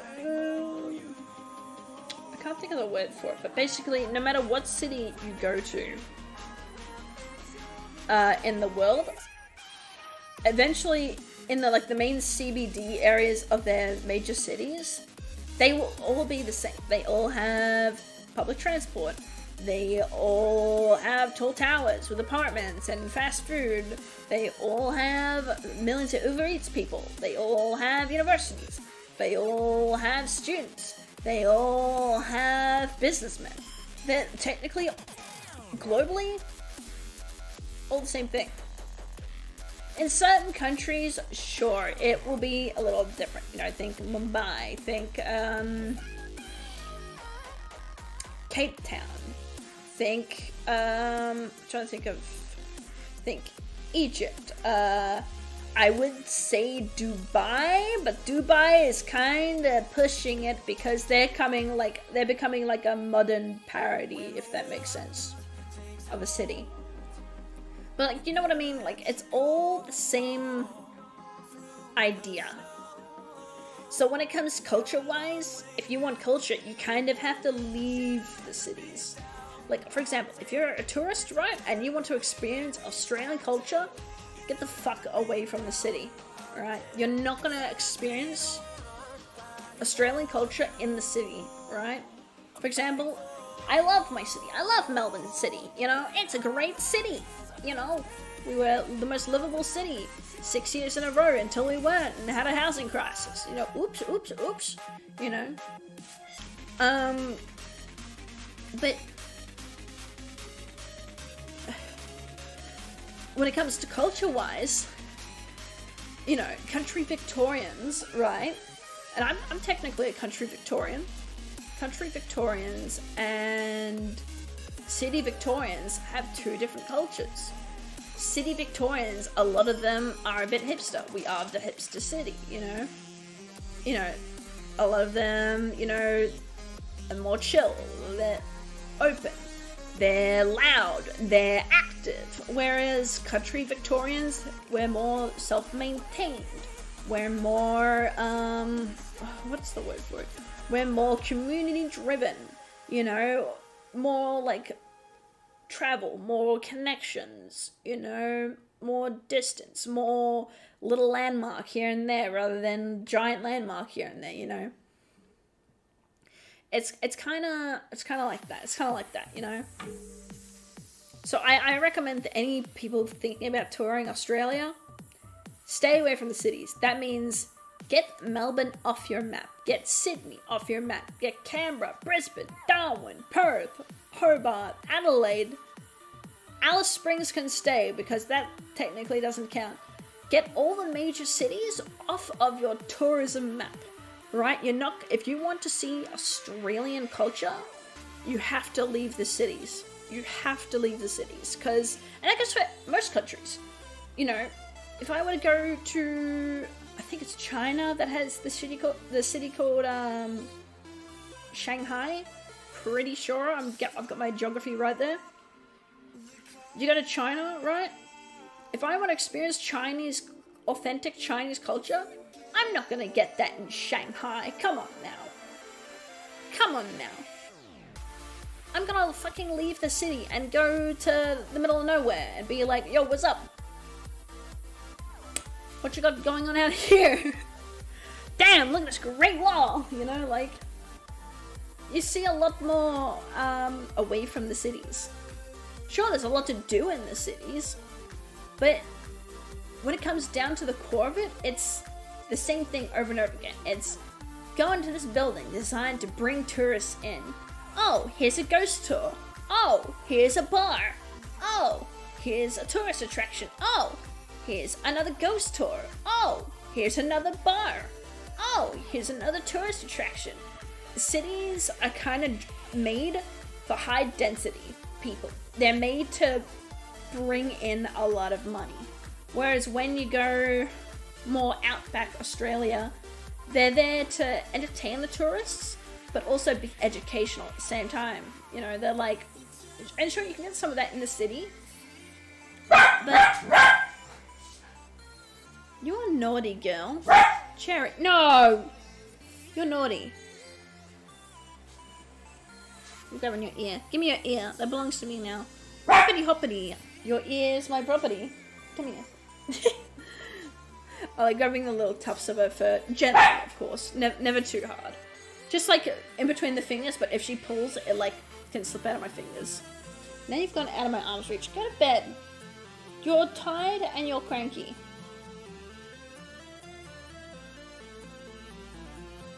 Yeah, you are. You're tired and you're cranky. That's why you've got the shits.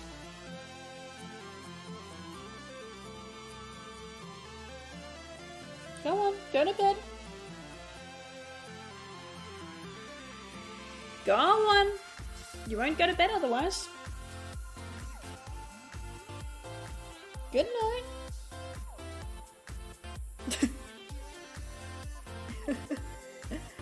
Is revoked, exactly. Oh, I've missed a bit of chat. I was too busy rambling. I missed a bit of chat. Hold on. Well, when did trick-or-treating on Halloween in October? And when I was little, I didn't get any candy, but some money and said, ooh, actually money's pretty good trade. But I bet maybe 20 bucks from this old man, and I was ecstatic in getting money. Honestly, money, once you get money as a kid, the world has ended. It's fucked. You now understand money. The city is, country Australia has guns. They do have guns, yes.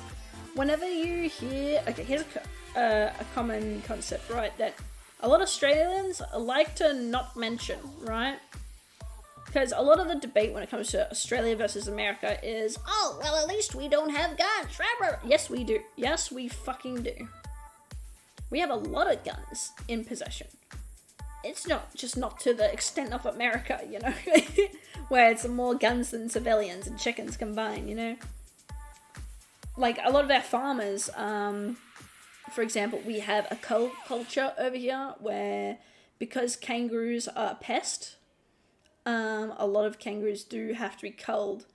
And also there are some regions where it's allowed to hunt dingo, but I think they're banning that because dingo populations are declining a lot. That's our native dog species, by the way, our native wild dog. Because they hunt sheep and stuff. They're big enough to hunt sheep and like kill them, you know. But kangaroo, because we got rid of one of their natural predators, they're just been run rampant.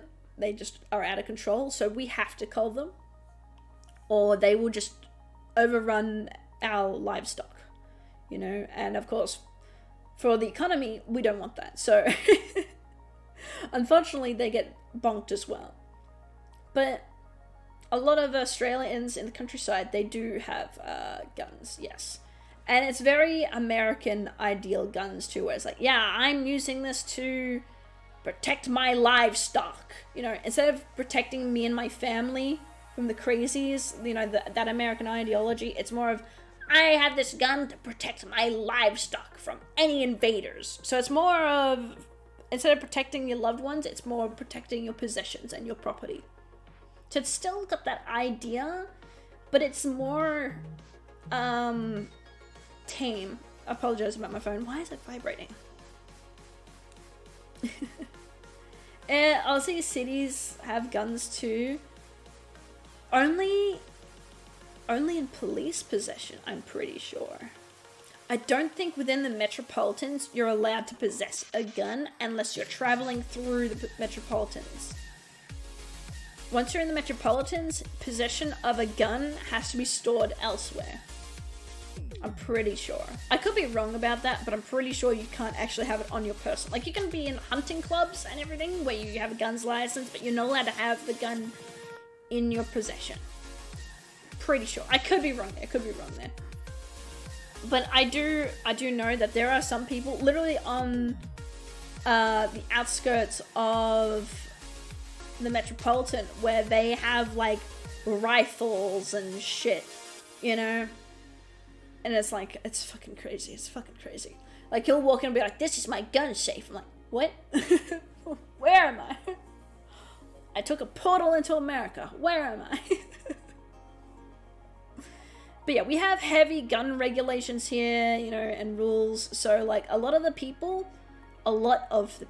not all, but a lot of the people are fucking sane and responsible with their guns here. Because we don't just give them to anyone. You have to go through immense amount of testing and shit. It's not like, are you old enough to drink and drive? Well, here's a fucking gun. Yeehaw. You know, it's not like that at all. It's, you have to go through like rigorous testing to make sure you're like mentally sane, and then, you know, here's your fucking guns license. Good luck getting a gun, you know. But other than that, it's you know, it's very similar. I think compared to any other country in the world, we're the most similar to America, yet the most different, if that makes sense. We're like, if America was in an alternate dimension, that's Australia. You know? I think we're the most livable again. Oh, okay. I don't know that. City superiority? Nope. I disagree. I think the city is shit. Sure, I don't mind the city because there's lots to do, but like, literally, like, the city damages your fucking well-being and hearing, dude. Like, and not only that, it's hotter in the city. Have you ever noticed, like, it's really hot in the cities? Like, I think Western Sydney was, like, the hottest in the country. Like, some little Western Sydney town. Also, Cami, I was supposed to say was, well, when I did, sorry about the misspelling. I'm a bit tired and sleeping this night. All good. Don't have to worry about it. I've come. Welcome, welcome. I literally own a pistol. Okay, nerd. Okay, nerd. What are you gonna do? Shoot me, pew pew style? Yeah, okay. That's what I thought. Yeah. Can you even own a pistol in Australia? I didn't know you could own pistols in Australia. I thought that was like only a police officer thing. I thought you can only have rifles. What would you use a pistol for? Because pistols are very personal. I'm pretty sure it's only hunting guns, isn't it? Hold on, let me... let's see. Can you own a Fuck, I just opened my files. There we go. A monkey in Australia? Oh, fuck yeah. A pistol in Australia. Oh, my inner FBI agent in my computer is gonna love this. A person must have a firearm license to possess or use firearms. Yes, but can you get a pistol?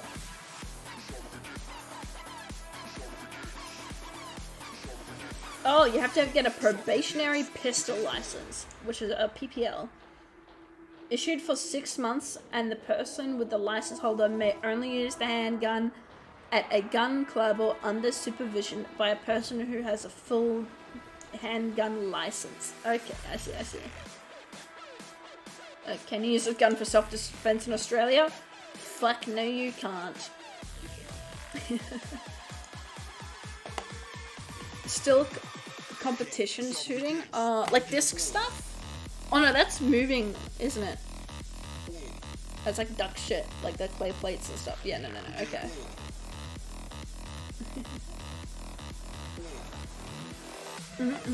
Bet. Oh, okay, and she's got her eyes up there, we need a shade as well.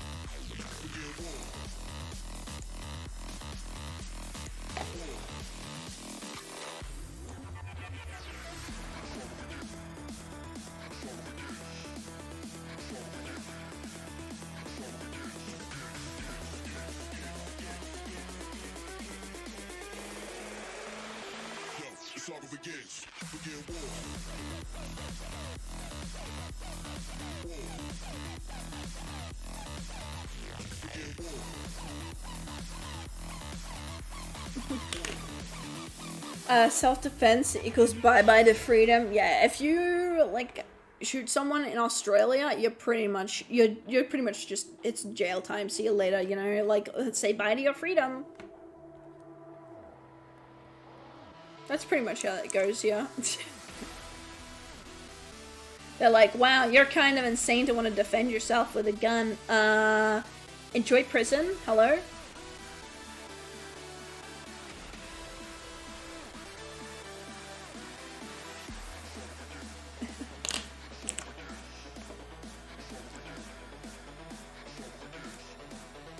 There we go.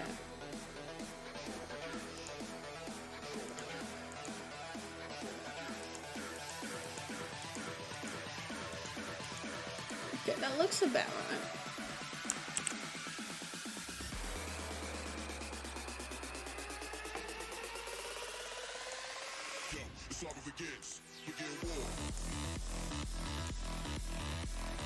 Okay, and this is all the orange parts that isn't that arm piece. That arm piece has to be separate.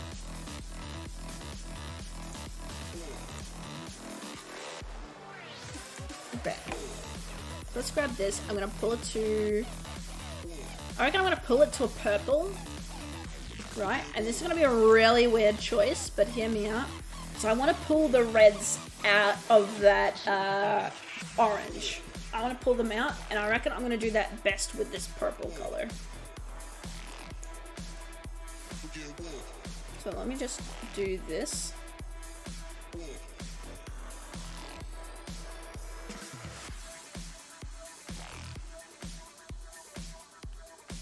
It's going to look a little bit dodgy, but it's fine.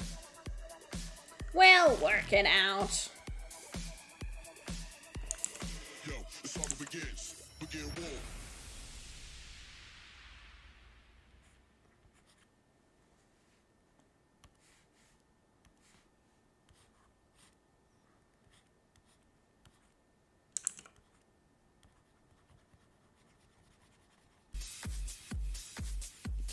And then we do this.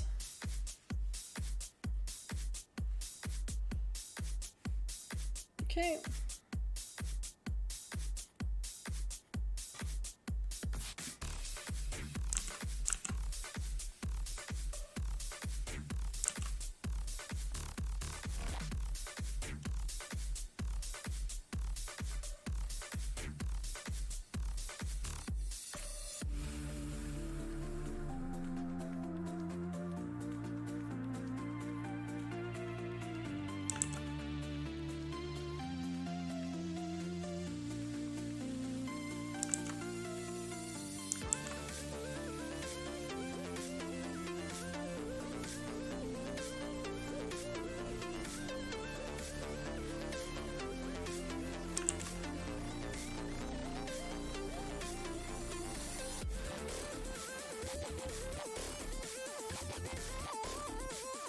Okay, so we're going to use that as the base.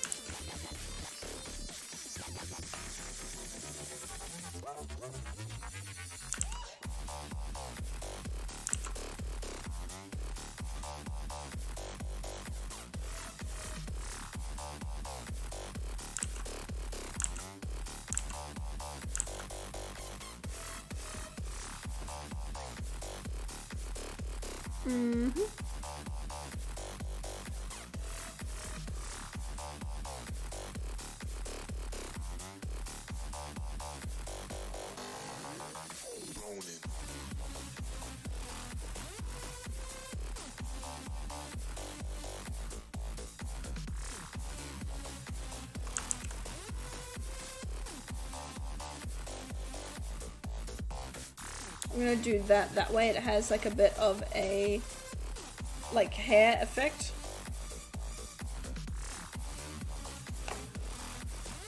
A bit like that.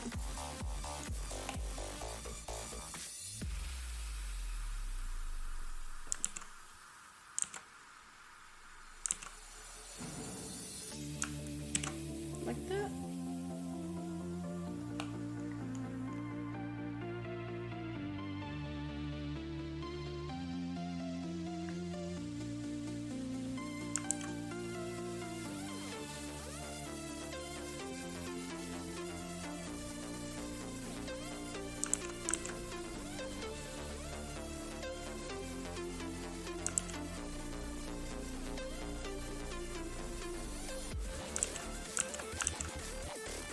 There we go. I'm going to add the shadow here like it's coming from the thumb.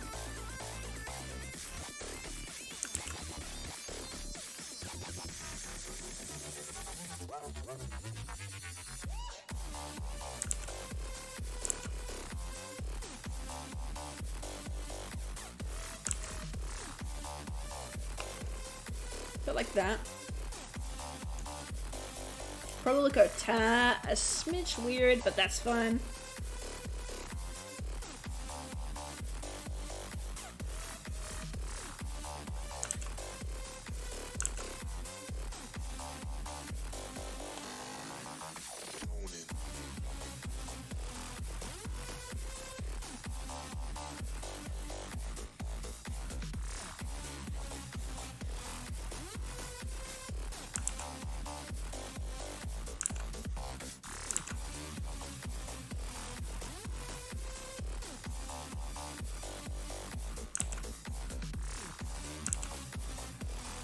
There we go.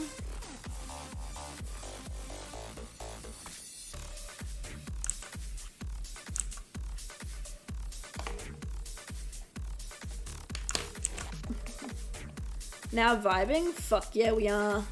We're fucking vibing! So you can kind of see the shade coming together. The purple will look a little bit weird, but hear me out, okay? Just wait until you see what the magic does with the purple. Also, I took notes down for a nice VTuber character design. Oh yeah? Feel free to show it in the Discord as well. I don't mind giving advice if you need it as well, because obviously, like, I don't know if you tell, but I do have at least some, at least I hope, some knowledge. So if you do need help, I don't mind giving some advice where I can.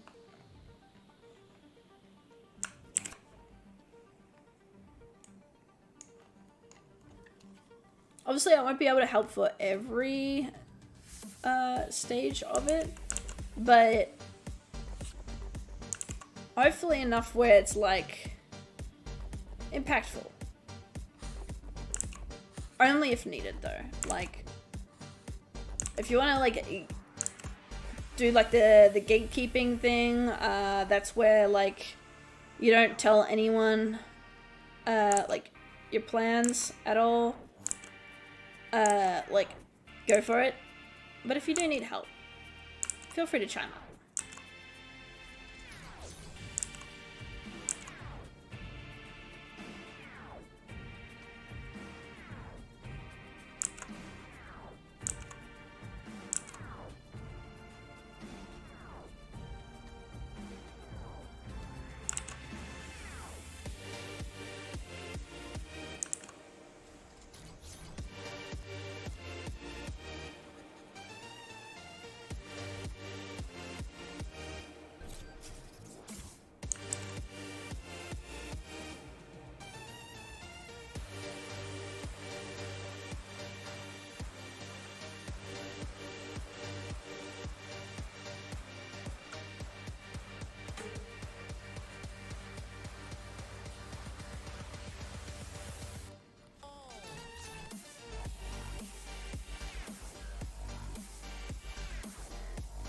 Oops.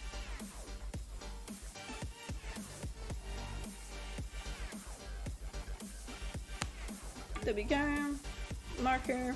Whoa, that's fucking huge. There we go. Use a marker to help make this shading quicker.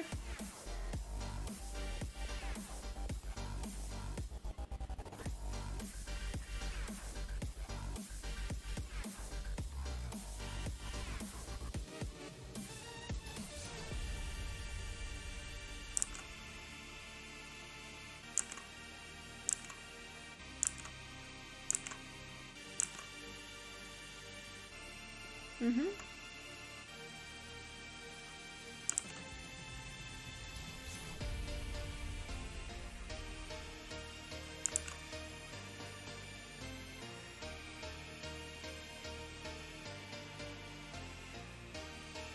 There we go.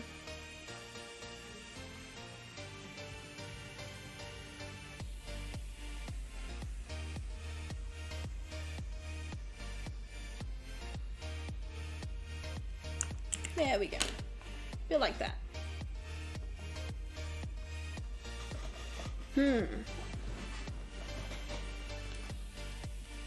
So now what we're gonna do is I'm gonna add some color back in. So maybe pull it forward a bit.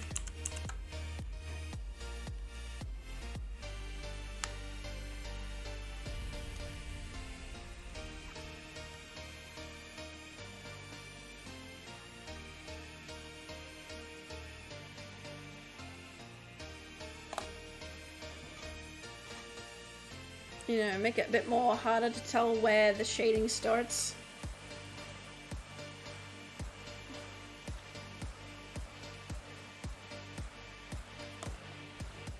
You know, being a bit more forward.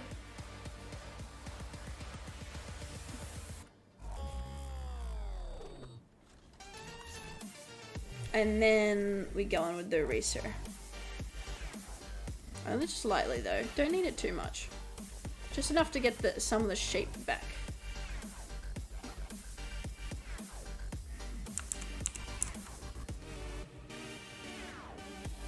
And you can kind of see what the color purple here is doing as a shader as well. You can kind of see it doing its magic here.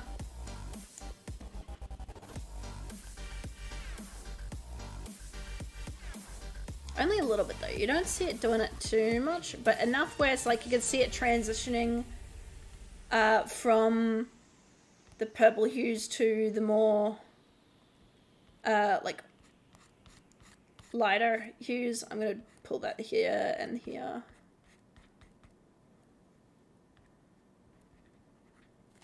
There we go. Kind of like that. So you can see it's pulling a nice purple. And then overlay. Like that. There we go. Look at the nice shading. We got a red in there now. Actually, let's go normal. Get a nice purple in there. Maybe pull it to a blue. Bring it down. Oh, a bit down too much.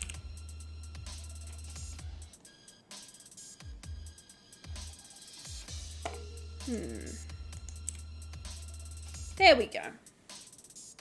Then if we pull it up, it does that. So it becomes a bit more sharper, but we'll pull it down just so it's nice and smoky.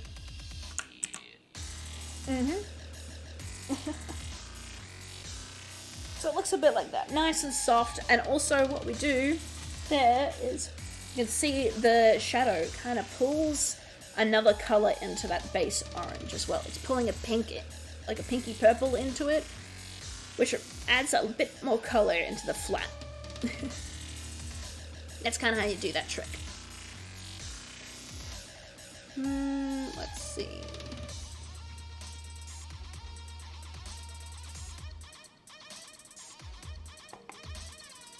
And then also here, just because it's the darker parts,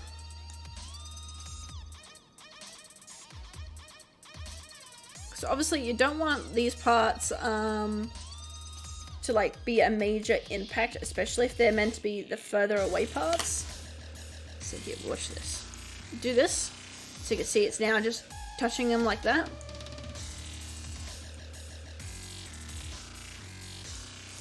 And then we're just going to multiply.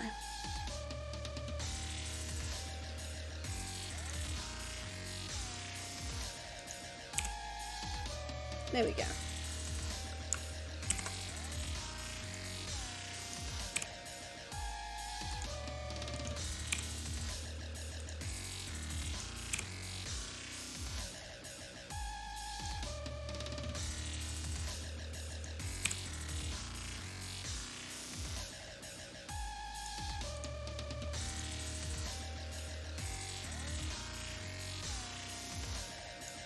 There we go.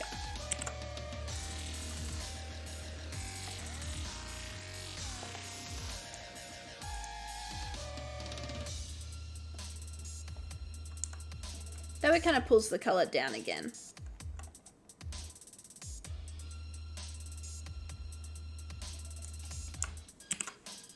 There we go.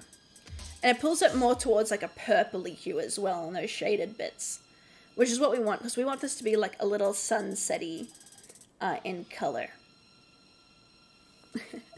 Which we actually never did that to the shirt. Oh no. We never made it a bit more of a sunsetty color. Sunsetty, confetti. My beef spaghetti is a little wetty. What?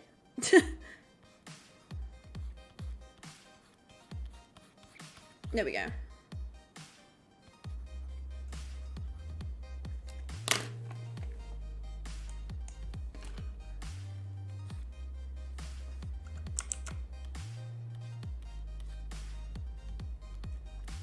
There we go. That brings some more color into this as well.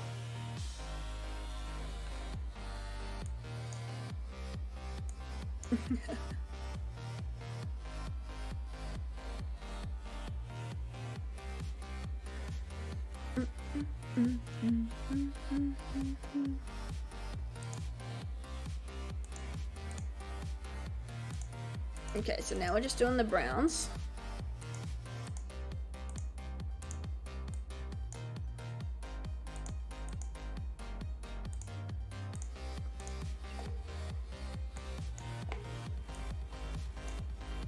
So let's do it again, the same thing.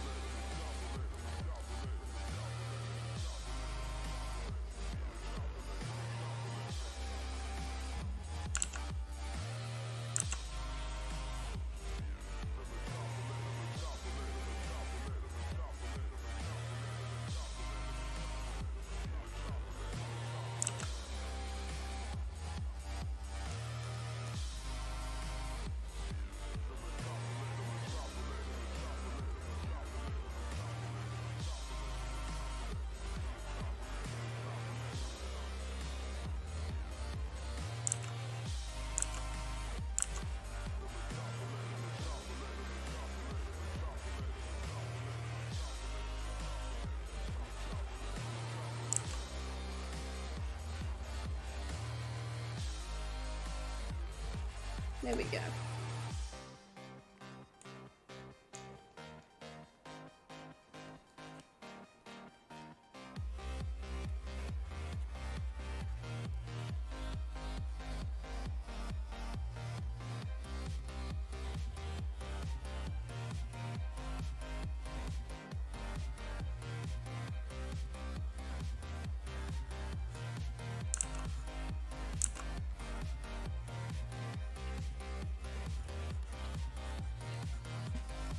There we go.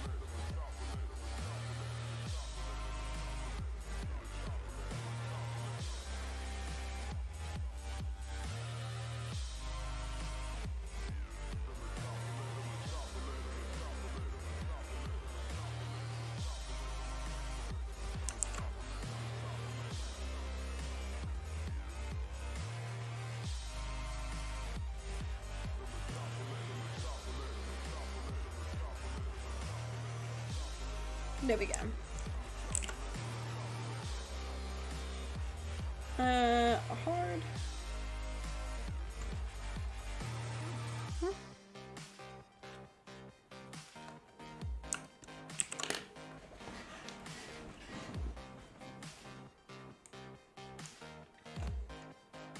This one's gonna be hard to shade because it's like a bit more different, but pretty sure if I follow this correctly.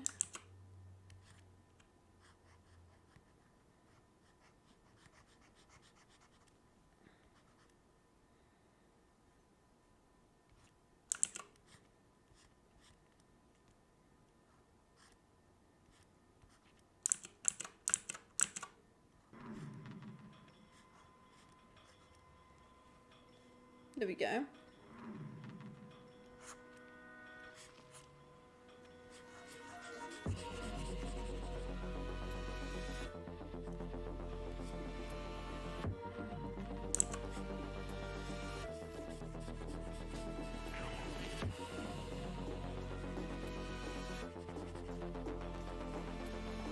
There we go. So it's a bit like that.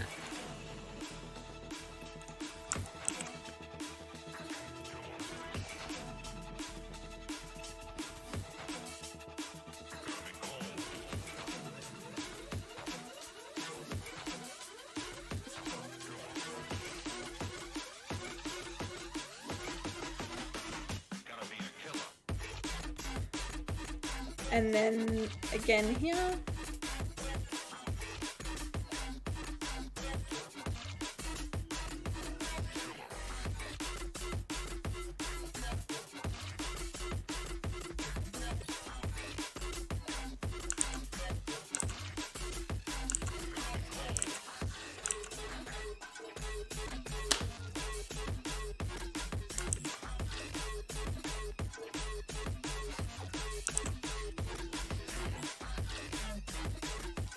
There we go.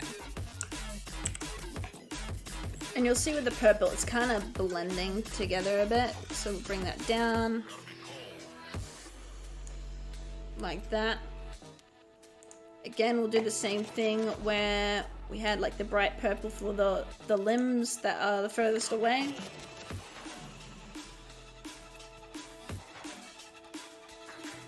Just so we can bring them down.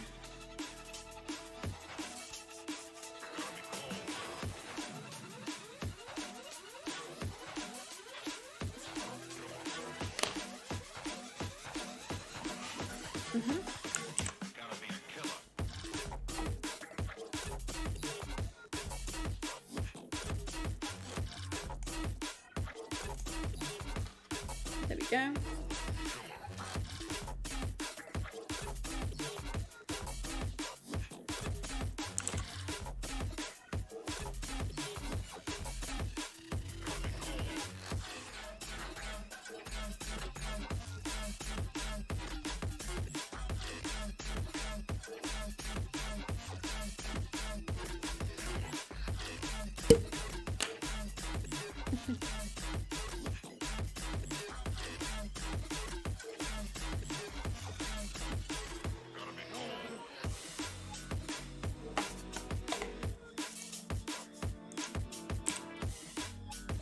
There we go. We're just going to bring the colour out of that just a bit, only because this is more on the darker parts of the fur. So I kind of want it to be a bit more grey and subtle. Pull almost the colour out rather than putting colour in. That way it blends a bit more like it's doing there.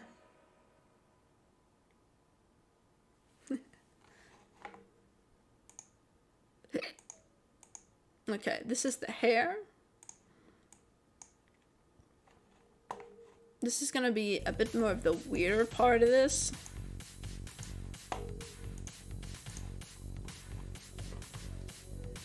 So what we're going to do here is going to do the same shape we've always done. Oh, I am drawing on the wrongest layer. The same shape we've always done.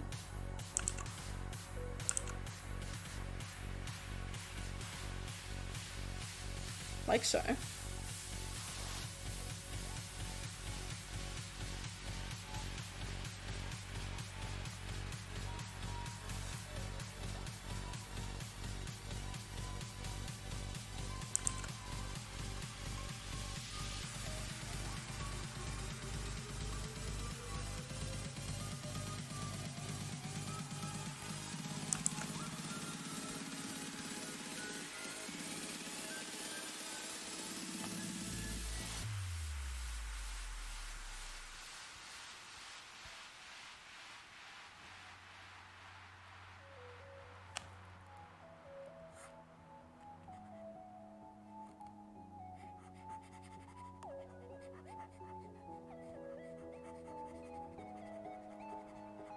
There we go.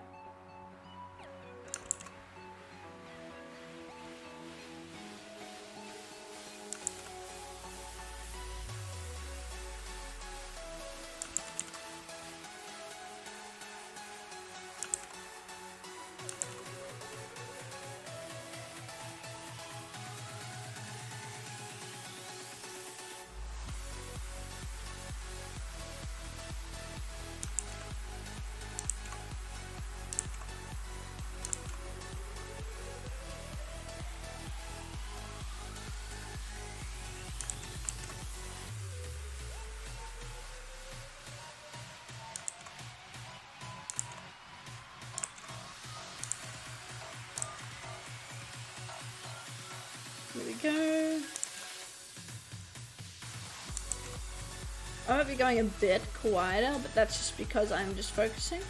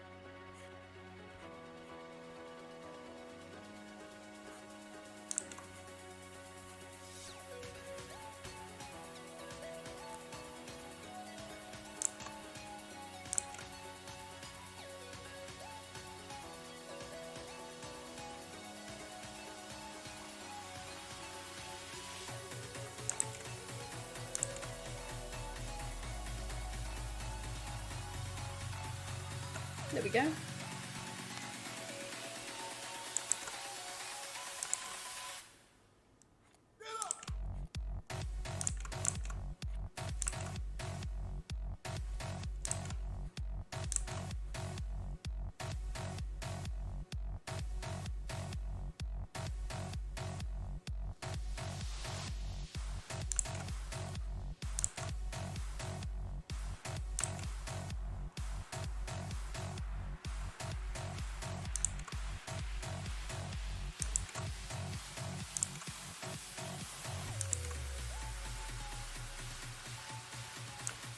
There we go. It's really gonna look a bit weird, but this is the undercoloring, so it's fine.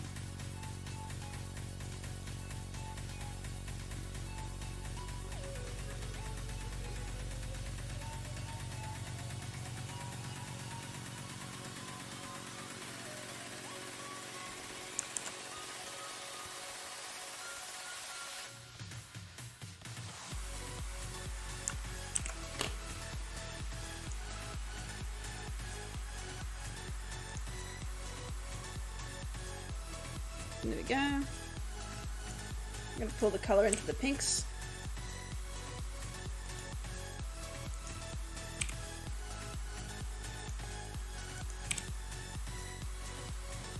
There we go. I'm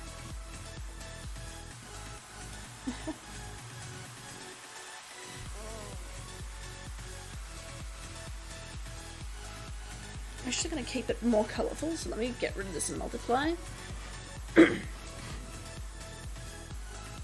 So are there any kind of anime that you like, Cami? Ooh, good question, good question. Sorry, it's me. I'm choking on my own spit. Holy shit. There are. So I mainly like comedies. Comedies and also like vampire animes. I very much like my vampire anime.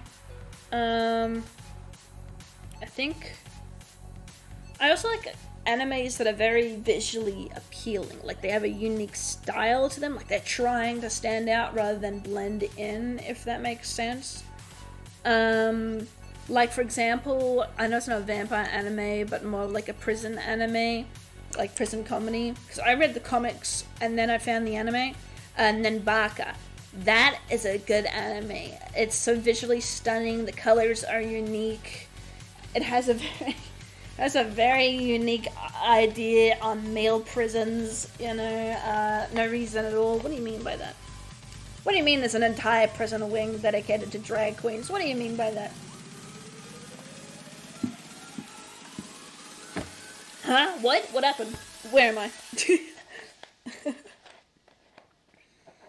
But like, oh, I like that one. A lot of vampire animes I like are,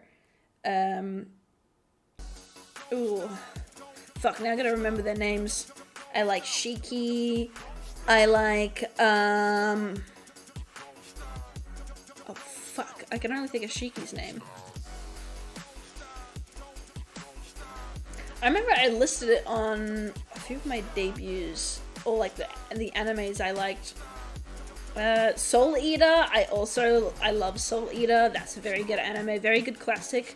Disappointed with the ending, but like you could just read the manga for that to get the proper ending. Fairy Tail, I used to be an avid fan of Fairy Tail. It's not my cup of tea anymore, but I will still stand by it as like one of the first major series that I got into. I also, my first anime I watched actually was Fruits Basket, so that's very much a favorite of mine. I'm trying to think now. I don't think of any others. I know there's more. Oh, as of late, I've gotten into Horimiya. I know that's more. I know that's more like a romantic comedy than just your basic comedy, but I'm only watching that because I have like a favorite voice actor in there, Sayu. I think his name's Alexander Saab or something. Same guy that voices Sino from Genshin Impact. He voices the male lead in that. So that's the only reason why I'm watching it. I'm trying to think now. Oh, another one. I'm actually hyped for the new season of Black Butler that's coming out. Finally, my inner child is appeased. I'm probably not gonna like the series watching it as an adult, but like, I know my inner child would be like so hyped for the new season. Because I used to love Black Butler. I used to love the shit out of that. It's like, oh my god, Sebastian. Ooh, you know, like I was that nut job. Gorel, oh my goodness, you know. What other animes do I like? I can't think of any. Oh yeah, this is only the hair, right. I forgot what I was shading.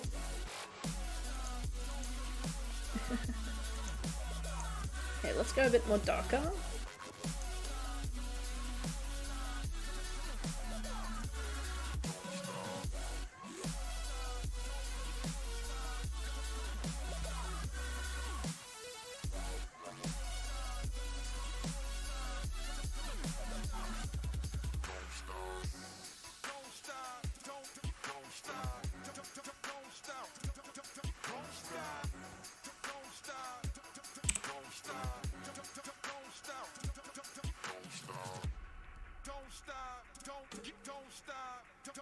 There we go.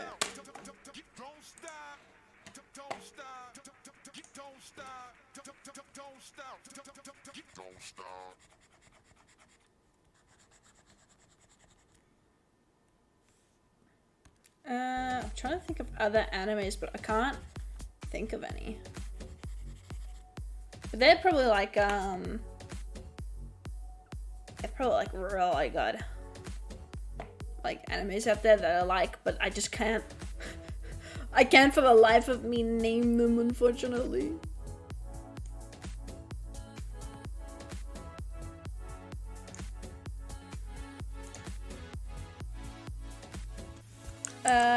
What's this? Wait, ooh. There we go. What's this? So Cami, what did you have for dinner at the time of 6:30 p.m.? Well, I didn't have dinner at 6:30 p.m. because that was when the stream started. But earlier, I actually had the same thing. I had McDonald's. I ate McDonald's! Yippee! I actually got McDonald's delivered through Uber Eats. I know it's bad, but I gave some to my dog. I figured out a semi-okay way to get your dog McDonald's without like making their lifespan too short, you know what I mean? So that sounds fucked to say. Why did that sound so fucked? Oh no. But basically,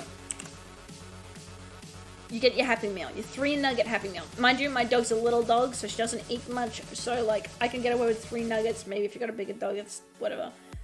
You know, get a 3-nugget Happy Meal. swap out fries for apple slices, and then get her a little bottle of water.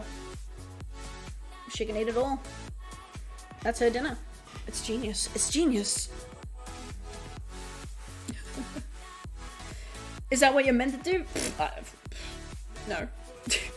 You're not meant to give your dog McDonald's at all. But like, if people can give their dogs puppuccinos and like peanut butter, like let me give my dog McDonald's. Come on.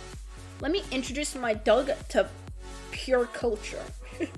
It's like, I've had people...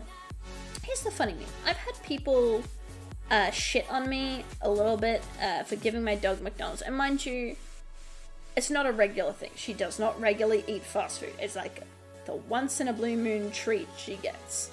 You know, and it's only because it's cheaper for me to get it in like a big meal. Like, you know, if I get just food for me, it's not worth it. Whereas if I get food for her as well, it's worth it, you know? So a lot of the times, if I get delivery once in a blue moon, she will also get some. It's just, and not only that, it feels good because then it's like, oh, we're both getting delivery. It's bonding over fast food.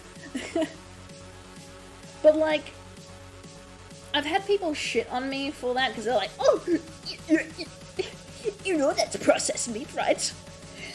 You know you're basically killing your dog, right? You're a shitty owner because you're feeding them fast food. Like, calm down. My dog eats better than me, and she definitely eats better than you. You know what I mean? Like we're not meant to be eating so much processed foods either. Like, we're not meant to eat McDonald's either. Like, that's a treat, you know? Like, as bad as it is for dogs, it's as bad as it is for people. Like, have you ever just, like, let a McDonald's burger sit? That shit doesn't rot. It goes solid. Like, there's something fucking wrong with that. There's something fucking wrong with that, you know? It's definitely processed, artificial, has, like, preservatives and shit like that, to which our bodies, we're not supposed to eat that. We're not supposed to eat that at all. So, like, when I get people shit on me for it, and mind you, again, once in a blue moon, it's a treat. It's not a regular meal. It's a treat. You know? People always go like, oh, it's a dog. You're bad owner. I always think they're just the most ignorant bastards. Because, like, it's a treat. You know? You know, I give my dog, like, chicken, rice, healthy food. Like, my dog definitely eats better than I do, okay? And that's saying a lot, okay? But, like, I don't know, I feel like people who say that are kind of ignorant on, like very, chronically online, like, they just see black and white, so to speak. They're normally the people that have, like, had problems with, like, oh my god, processed foods, you can't give that to your dog. Like, it's a treat. Like, obviously, like, I'm looking into it. I'm not, like, giving her salty fries, right? Because salt's really bad for dogs. I'm not doing that at all.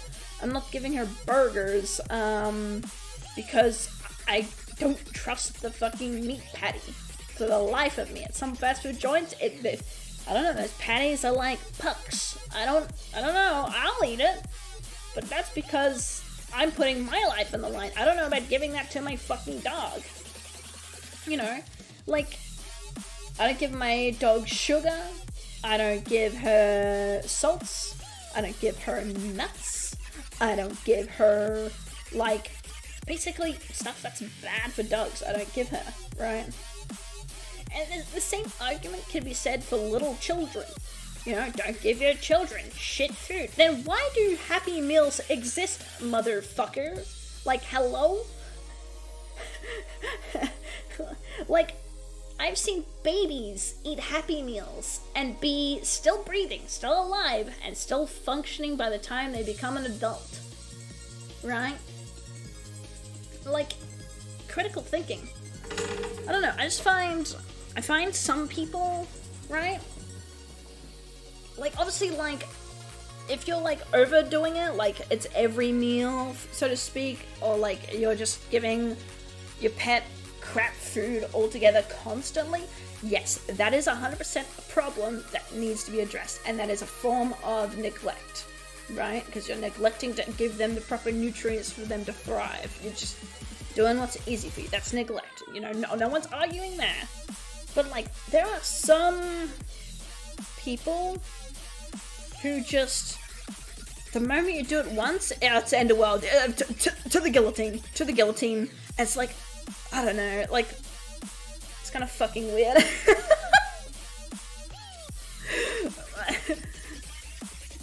I find it a little bit cringe. I find it just a little bit.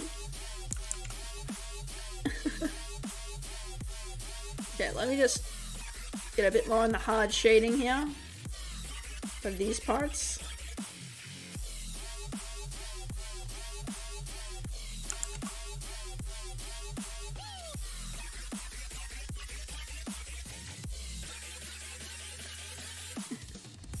But yeah, it's there are just some people out there that, like, obviously their heart genuinely, it's in the right place, right? But rather than getting more information to properly assess the situation, they just assume the worst. And I'll be genuine, like, when I say that, I can't imagine a worse way to live, where you just immediately assume a negative in something without taking a proper assessment.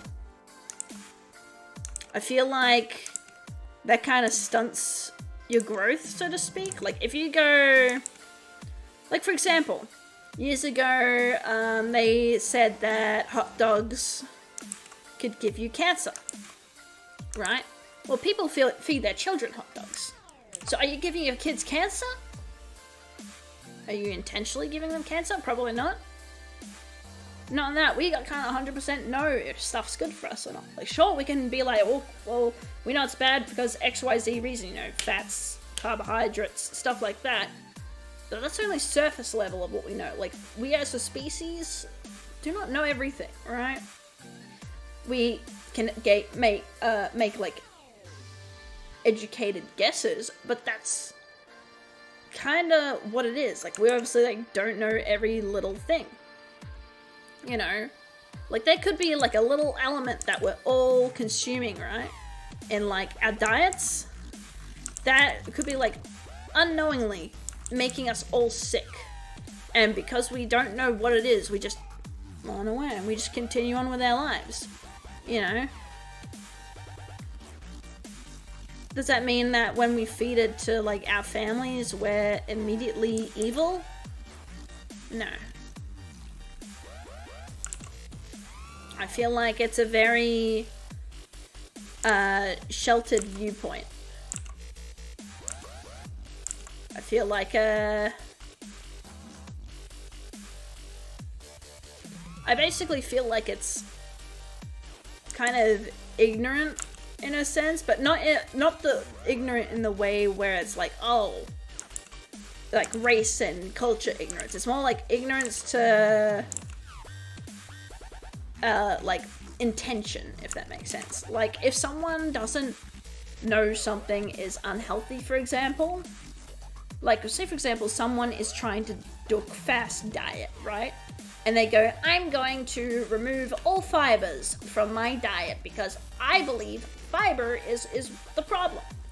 Well, fun fact, you eat more fiber, you shit more, you lose weight because you're shitting more, you know? Like, you're shitting it all out. Okay, that's fiber. You know, fiber absorbs stuff, holds it, so then it goes through, you know. You can Google it. I'm not going to explain shit to you, you know?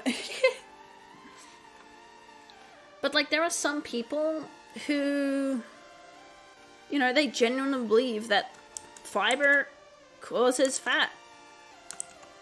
Are they wrong? I believe so. Am I gonna think that if they make their family go on the same diet that they're bad? Not exactly, because their intentions are in the right place. They're just not properly informed. And that's kind of like the difference with information, so to speak. If you have an advantage of information, but you use it to propel as a weapon rather than as a lifting up sort of thing, I genuinely can't imagine a worse way to live. Like, obviously, like, there's stuff like, you know, like, I don't know, like disease and loss of life and crap like that, you know, like, obviously that, no-brainer stuff. But when it comes to way of life sort of stuff or people experience, I find people who, at least mainly do that, at least, are a bit, they're a little bit chronically online. So they, you know, might lack people experience or like variety experience, so to speak. But like, I find that way of living is not only a little bit sad, but also a little bit scary as well. Because those sorts of people are also very rarely willing to accept when they're wrong. And especially if it's about those sorts of situations where it's like, hey, this is a health thing, you're going to make yourself sick, and you're going to make your family sick, you should do this instead, or neglect whatever, you know, they might say that. But if it's the opposite, where they're actually giving the wrong advice, and you try to tell them the opposite, no, out the bag, you know, you're like, what are you saying to me? You know, it's just the way some people live that I've witnessed, like, over the years. I've had, like, a few people, like, a handful of people I've known where they've done that, where they're like, viewpoints are, like, black and white. And it's, like, generally I get upset on behalf of them. Obviously, I'm not, like, gonna be like, that's depressing. Like, I feel sad for you. I feel sorry for you. I'm not gonna do that, right? Because that's kind of cunty. Right, that's kind of cunty behavior. But, like, I do feel pity for them in a sense, because it's like, oh my god, like, you know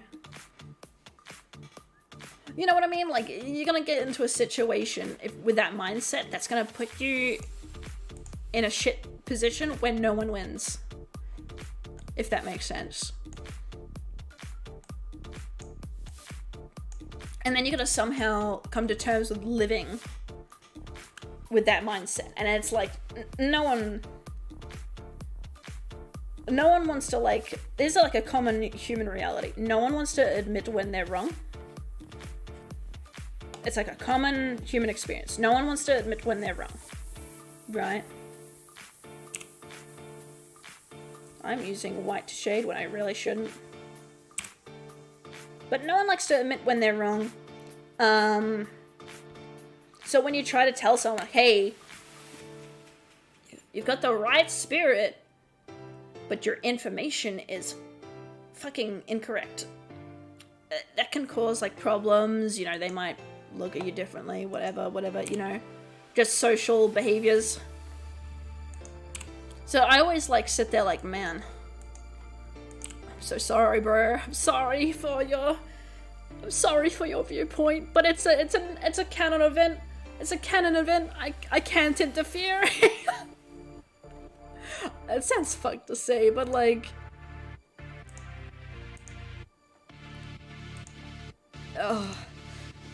sometimes it's just one of those situations, you know? It's just one of those situations. Do you, Cammy, get fresh meat from the supermarket or from somewhere else? I used to, years ago, regularly go to a deli where, you know, like a butcher place where they properly, like, do the meat themselves. You get the proper cutlets and you get more value for your money. Now I'm just too lazy. I just go to, like, your normal shopping center. But yeah, oh, for your dog, I mean? Oh, fuck, I was talking about myself. For my dog, no, I just got a normal shopping center. I mean, it's still fresh cut meat. She'll have, you know, her normal wet food, her jerkies, her dental chews, her, you know, the works. Dry food, you know, the food. But every now and then I'll get her, you know, cabana sticks. I will get her ham, or she'll get ham. You know, and I mean variety: beef, ham, lamb, chicken. Like, she gets the works.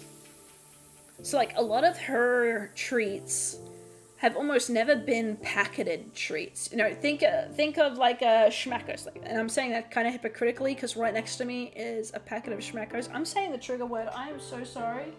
Never mind, she's asleep. She cannot hear me saying that.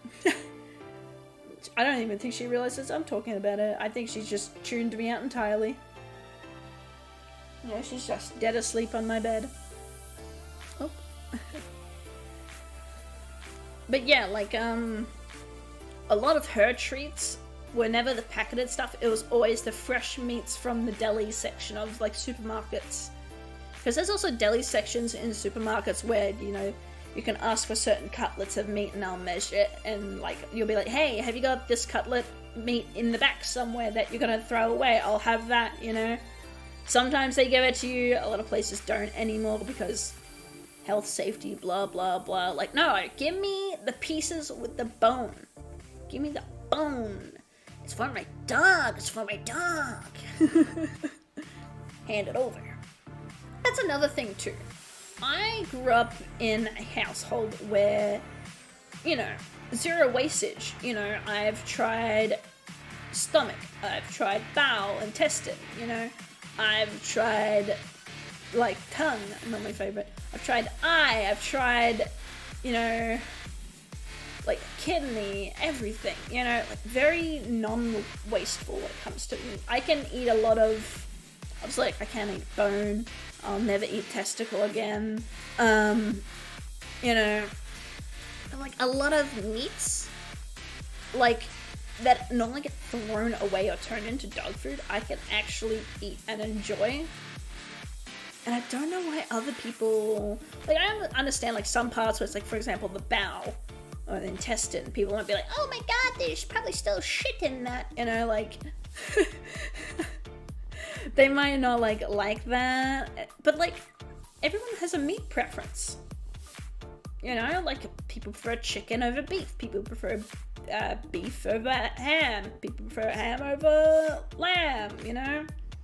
It's the same thing for, like, the different portions of the interior of, like, the animal.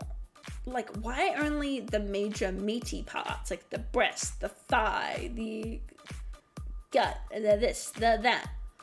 Like, I remember we could make sausages, like link sausages, from the intestine. Because you stuff it with stuffing, and then you twist it, and there you go. There's your sausages using intestine. You know, oh, you want to make a little dumpling thing with stuffed with veggies and stuff? We'll use sheep's stomach, and we'll stuff that. And there you go, you bake that in the oven, and there you go, boom, boom, boom, you got a stuffed pastry that's, like, not pastry at all, because it's all meat, you know? There's a lot of,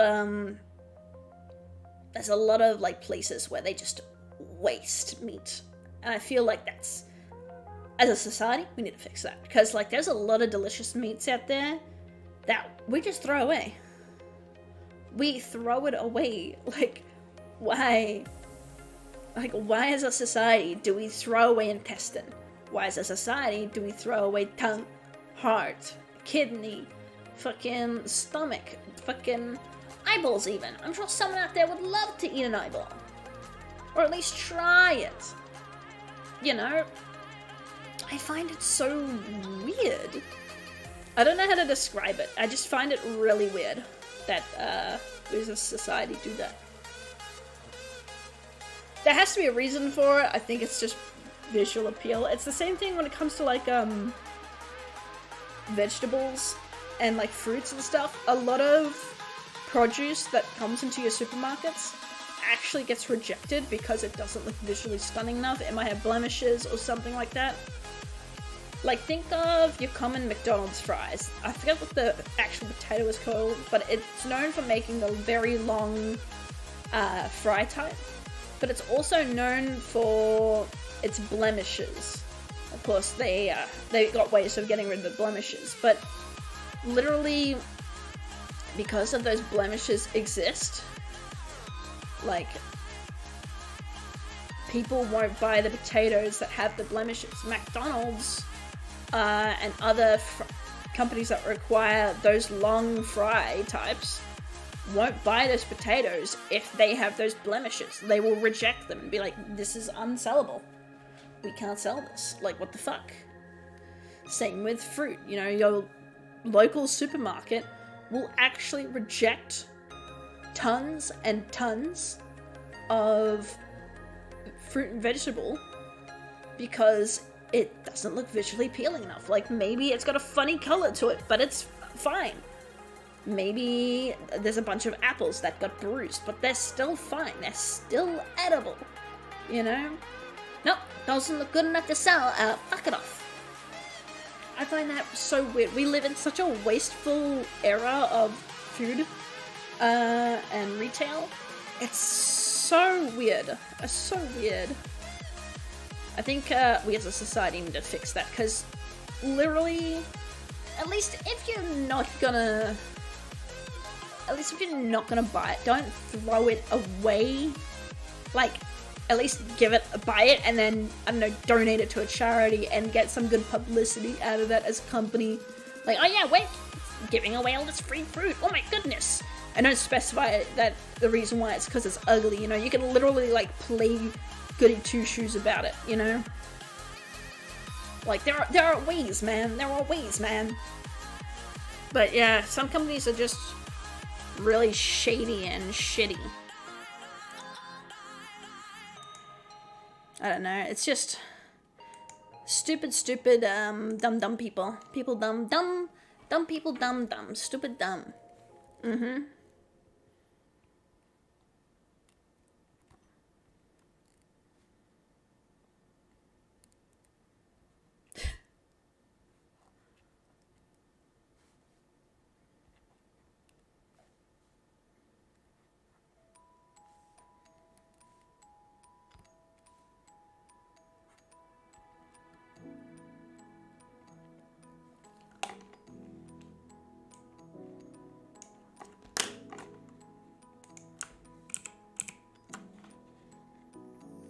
Filter, blur.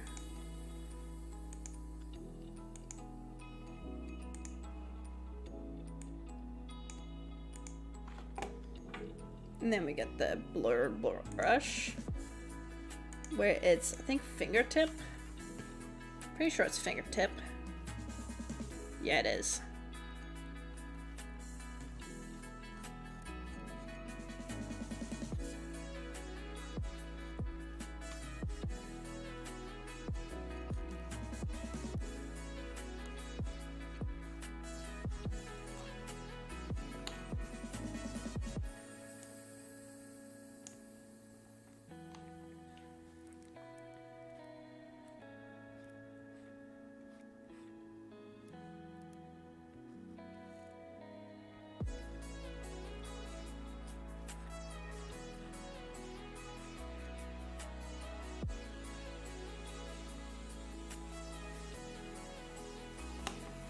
There we go.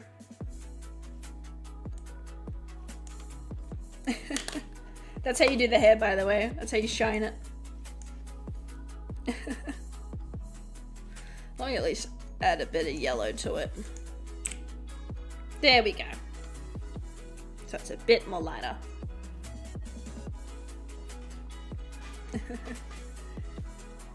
Have you tried these nuts? Have you tried shutting the fuck up? Have you tried lol band? Haha, funny, haha, funny joke, haha, funny. Oh my god, I love these nuts in your mouth. Haha, funny, oh my god, what he said. He said that. He said the funny D's nuts joke. I like how I'm freaking out about it, yet I'm the one that's the frequent offender of the D's nuts joke. Okay, so we got teeth, eyes, eyebrows, nails, feather, and short shorts. Okay, let's get the short shorts going. Let's put on a nice blubber. Okay, well, we don't need this bottom layer. Pretty sure that can fuck off. There we go.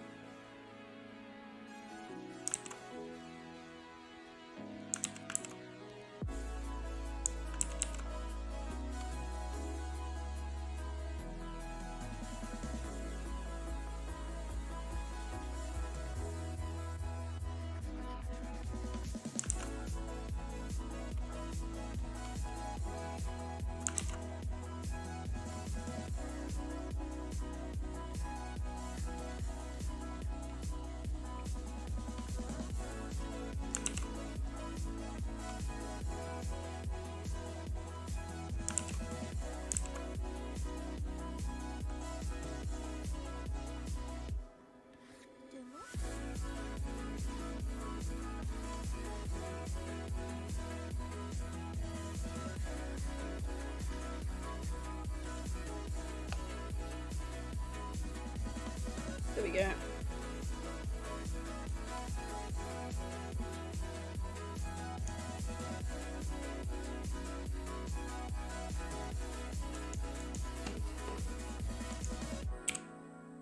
Pulls out that purple. Next one, we're gonna pull out a nice hot pink, and we're just gonna boop, boop, boop, boop. Boop. There we go. Just so it comes out a bit more. And then we're also going to go under this with a white. So we can get those lines in, because there's lines in these shorts as well.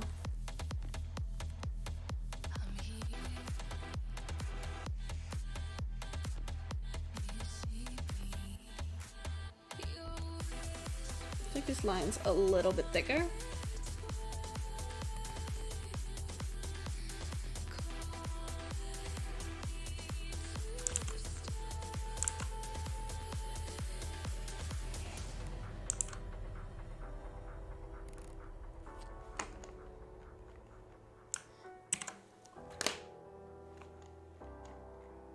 There we go. Kinda like that.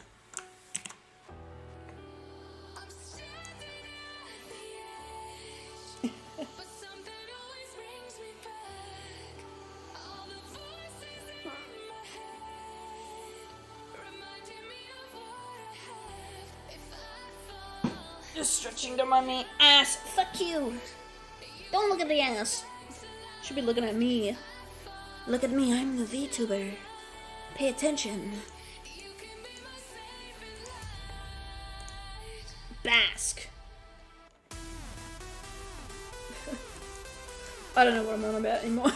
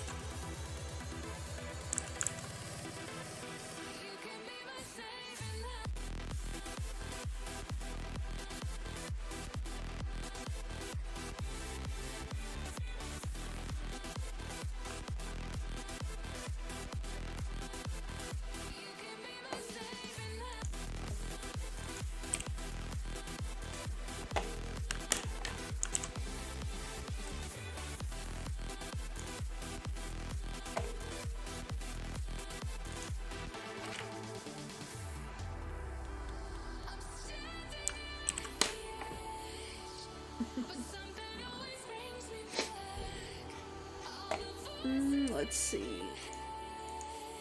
Nope, that's the wrong one. That one. So nails. eyebrows, eyes, teeth. Okay, so let's do the nails next. So what we're gonna do is we're gonna create a little white.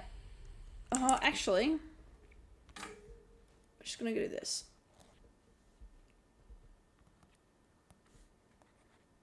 And then we're gonna pull this like so.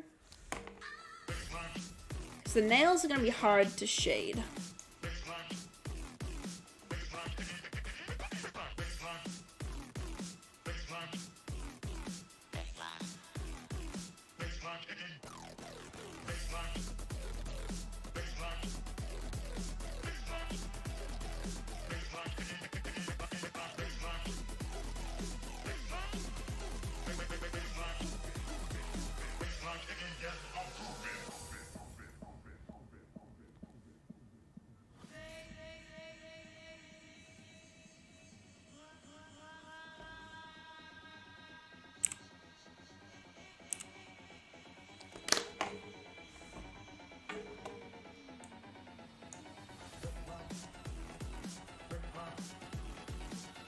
Kind of like that.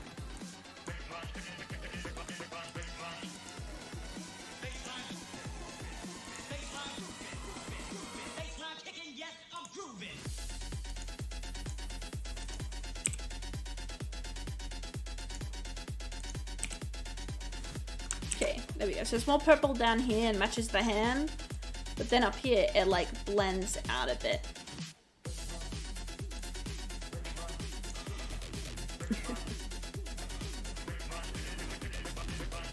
Now you might be wondering, Cam, the purpley pink parts are very vibrant and strong and they look cool, but will they work with the lighting? No, don't worry. You'll see why I'm doing this, like, later. Don't worry your head about that. Okay?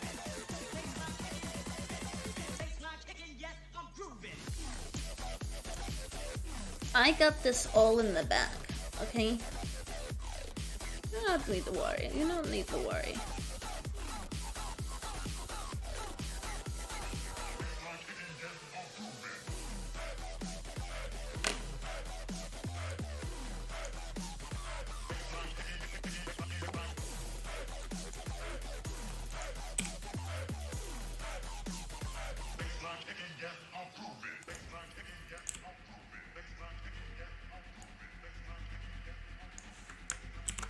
Like that. Just adding more colors into the hair. Just like the rest of it. Because before it was like a bit bland. Like that. Now we got that color back in.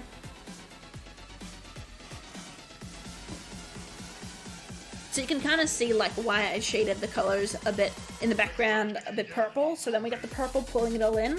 So you can see slowly she's now blending into the background color choices as well. She's slowly naturally becoming one with the background while also standing as an independent entity within the picture.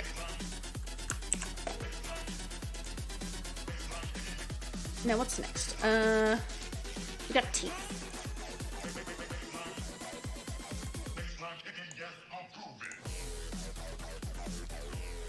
Okay.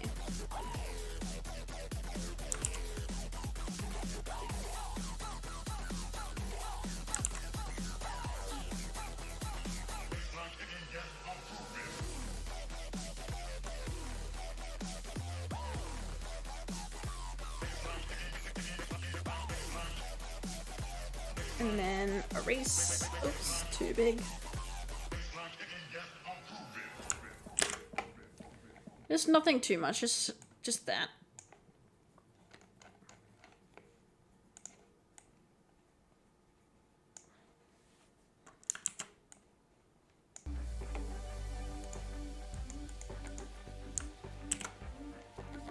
Just like that. There we go. And now we got the eyebrows.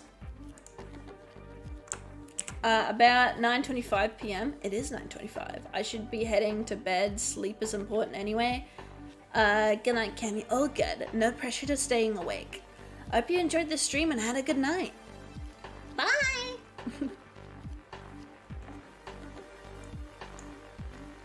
Okay, so now let's go more of this red here for these eyebrows.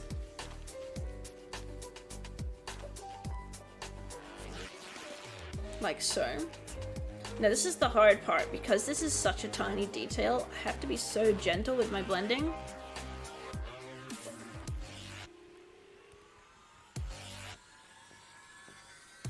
Like that.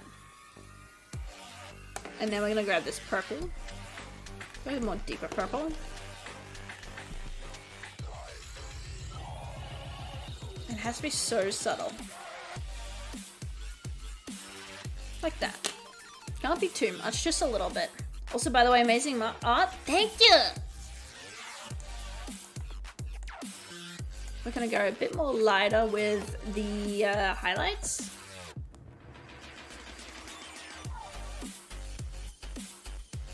And we're just gonna blur it.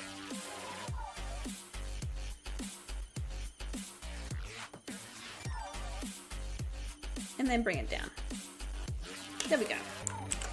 That way the eyebrows, they still stand out, but they're not like a big feature, if that makes sense.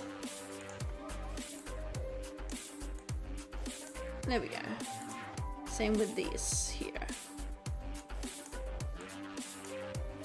Okay, nice.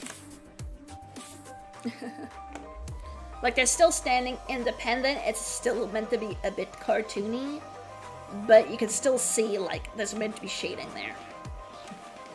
And now we've got the eyes. Boom, boom, boom. So here we're gonna shade them like normal and then add the color effects we're doing over the top. I feel like that would be easier.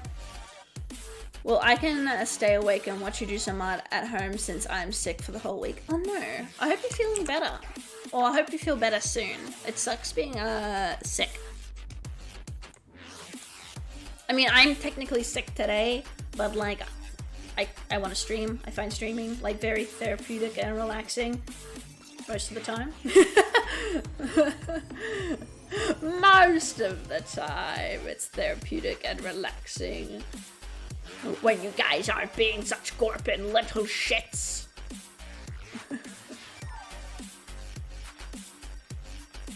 But yeah, most of the time, it's chill.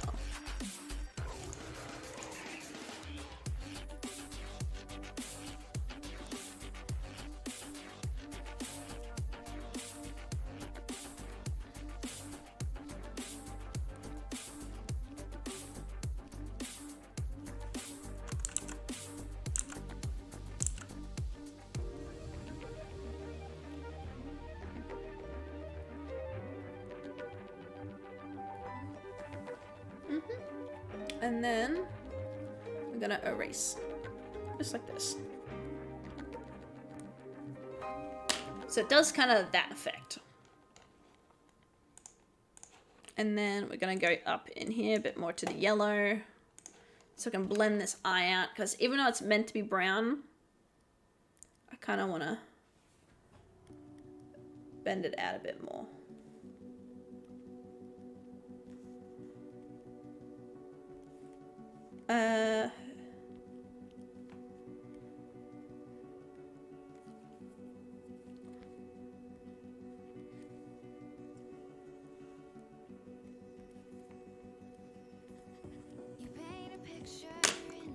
Kind of like that.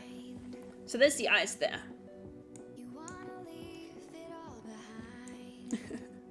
And don't worry, I'll add the little color effect we're doing as well to the eyes. So here's the color effect. Ready what that we're doing? Ready? Ready? Cammy, not the purple, not the purple! You're making a mistake. I don't understand what you're doing shading wise. Shut up. How about suck my nuts? Huh? How about that? Huh? How about suck my balls? Huh? How about that?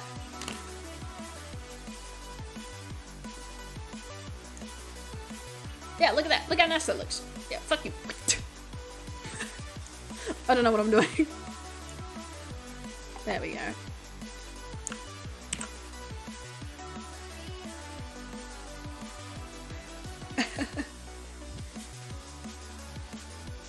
It's more of a flu-like blocked nose coughing. I also have conjunctivitis in my right eye, Cami. Oh no! Oh, I hope you're doing better. That actually is the fucking worst.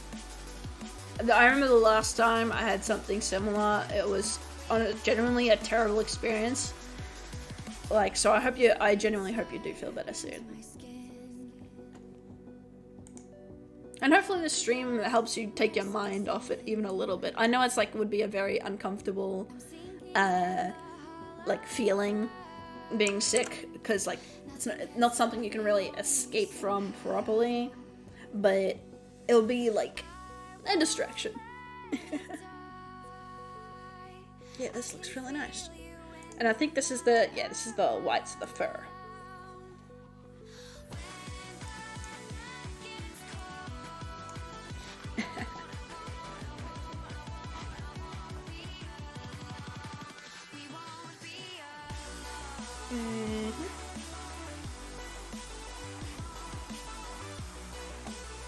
And so now we do this.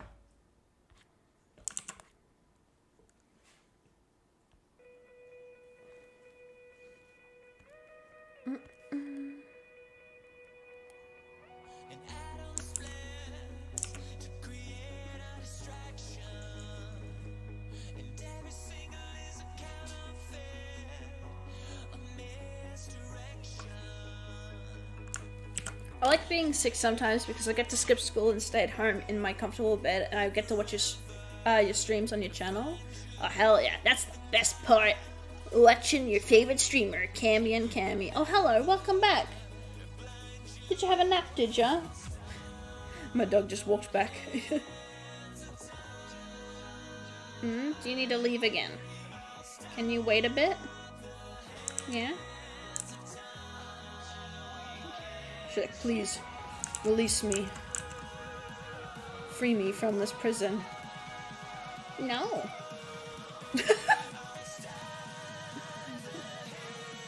Here you will wait.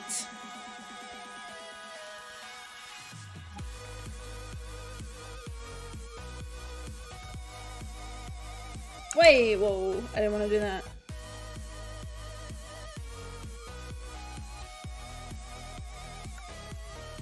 Oh, right, I forgot to do this thing here.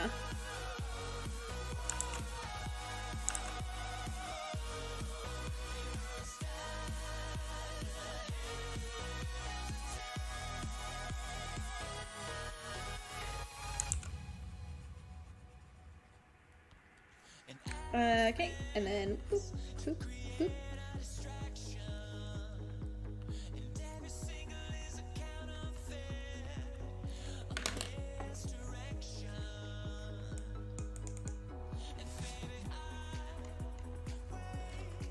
And then we gotta do the shading on the rest.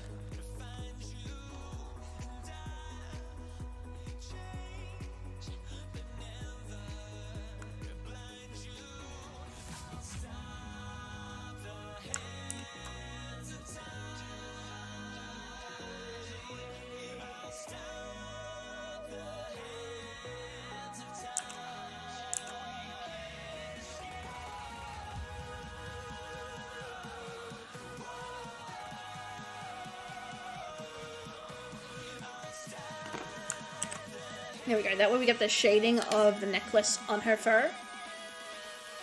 Do you have any kind of distractions for your dog so that she won't interrupt you while streaming? There are. The problem is, it's me. My dog is very much a people person. Oh, she's back in the bed now. She's very much a people person. So like you can get her toys and stuff, but she will prefer to be with people over anything else. It's just the way she is. I don't think she's ever gonna change. Which, you know what? It's a good thing that she prefers people over toys, because it's like, I don't know about you guys, but it's fucking cheaper. I don't have to buy as many chew toys, because she just wants to chew on people. That makes it sound like she bites. She doesn't bite much.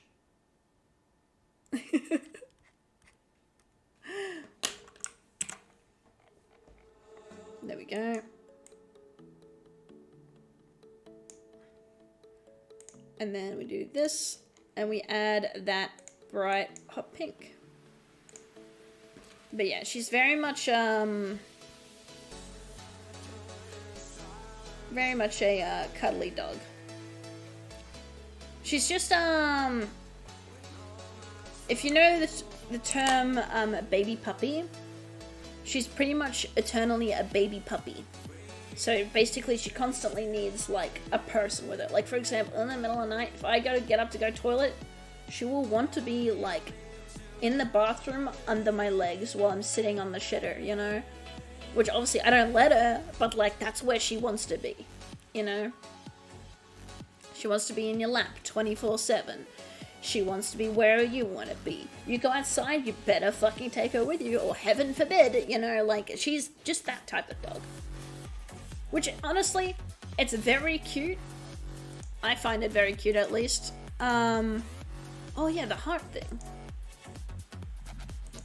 I find it very cute.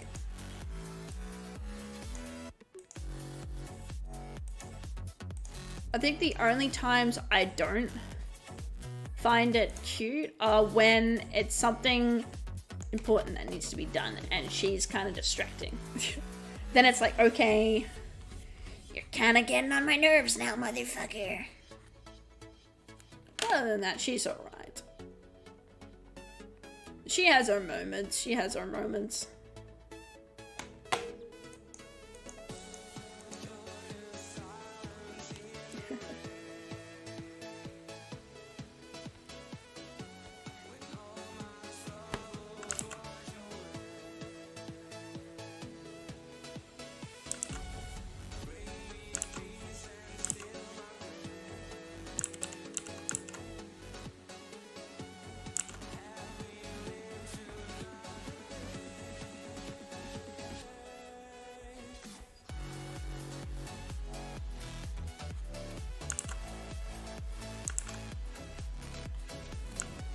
It's just the way she is.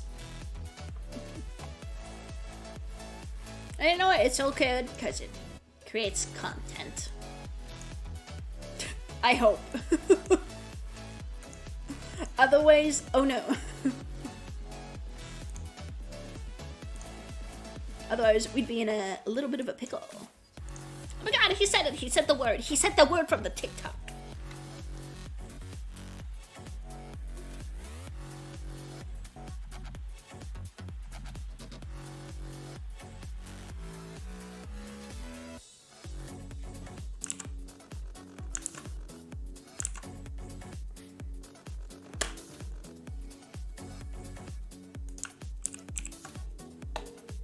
Okay, and then we're gonna go filter, blur. We're gonna make it yellow.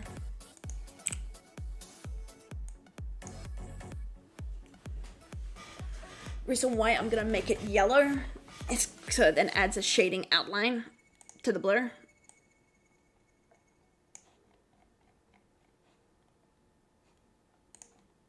And then what I'm gonna do here is we're gonna do this, hide this, overlay this. There we go. Where is this? This is this. Yeah, there we go. overlay, then normal. There we go. Save. That way it still has like the effects on it. And it somewhat blends with the colors whilst also sticking out.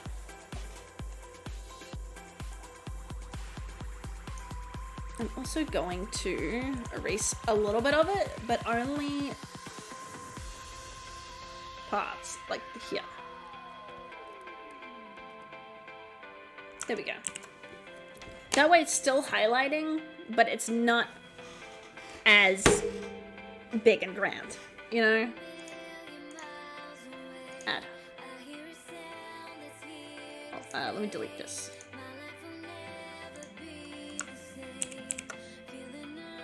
Add. There we go.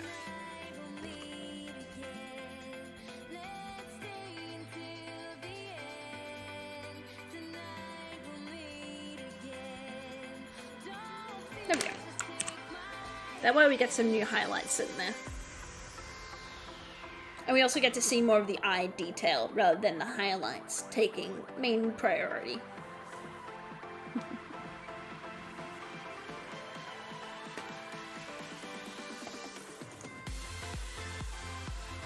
Okay. So this is the main here. Okay. So now that we got all the colors in, right? That's pretty much all the shading done so far. At least step one of the character's shading. Obviously we still got the background and the effects to do. But what I'm gonna do here, I'll show you guys a trick, right? I'll show you guys a trick. We're gonna get rid of all the line art. And we're also gonna get rid of the background. Alright? Hear me out. Hear me out. Alright? You can see all the shading tricks we've done too.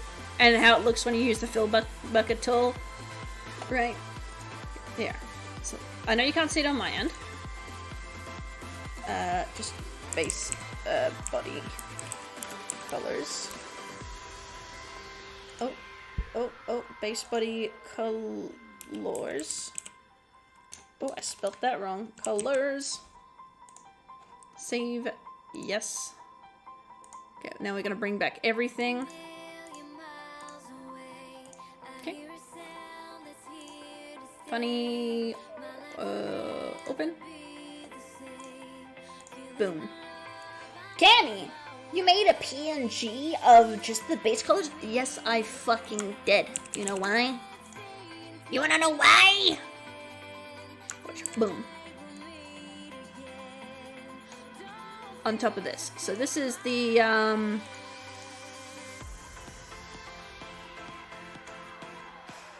this layer here.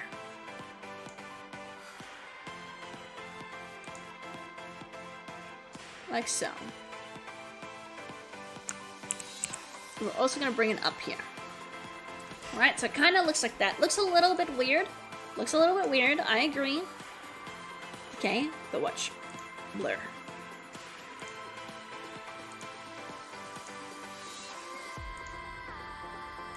Okay. This is to help get the colors through to the body. So it gets a start on where we want things, okay? And then what we can do, we can then erase, like, for example, if we get this, we can go in the face and get the details back. You know, we can go right in and get some of this back here. Well, let me actually redo that. That was really bad.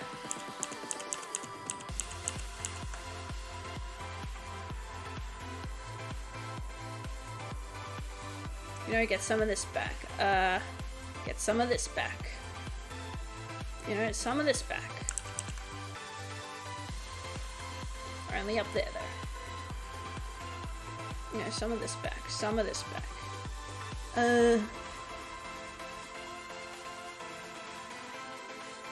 We get the tail back. You know?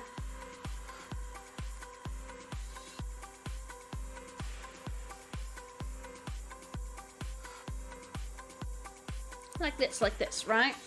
And you can see the shading is coming together, and all I've done is just layered the base colors, made it blurry so it becomes all bigger and softer, and put it on top.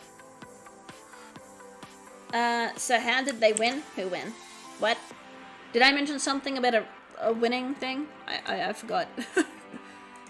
My attention span is really slow. Sorry. Okay, and this is the rest of the body here. Who won?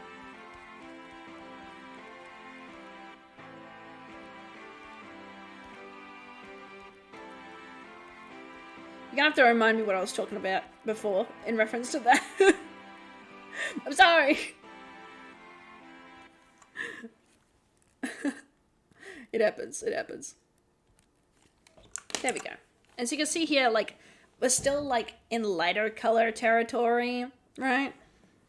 But we're still, like, we're still good. We're still good. Okay. Now, okay, so we're in that. So let me just get rid of...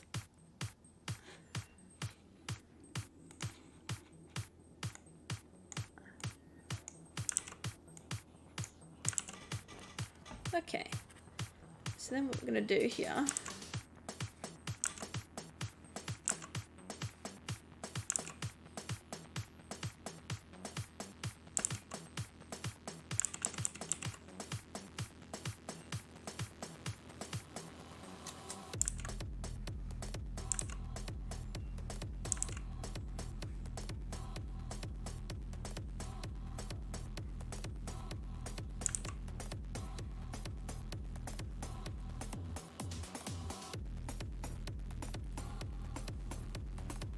vector.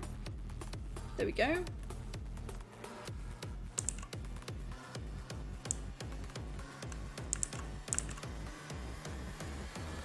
Do not leave me. I love you. I hate you. I love There we go. you. I love you. Hate you. Love you. Love you. Love you. Hate you. Love you. Hate you. Love you. Hate. Love you. Hate. Love you. Hate. Love you. Hate. Love you. Hate. If you leave, I will. Better yet, I will kill you. Kill you. Kill you. Kill you. Kill you. Kill you. Kill you. Trying to see what layer that's on.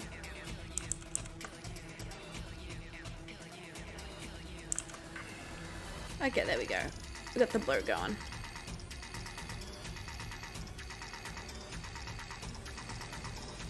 Okay, but so now we can kind of see where that is, rather than just guessing.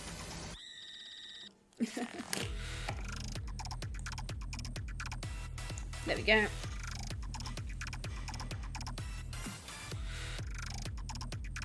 And now, let me just do these layer first. There we go.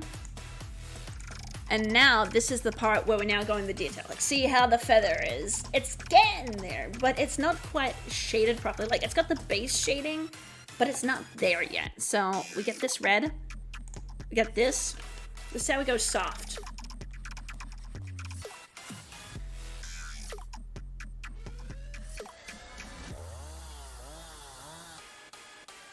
And then we go in with this deep purple right here.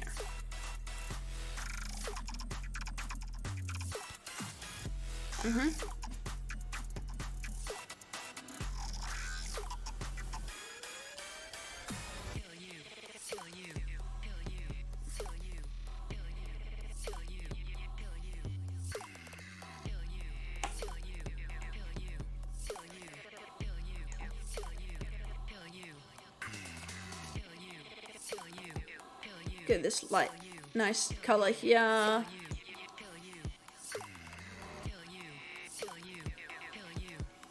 Right here. Put the white on the teeth, the white on the eyes. Make it nice and soft.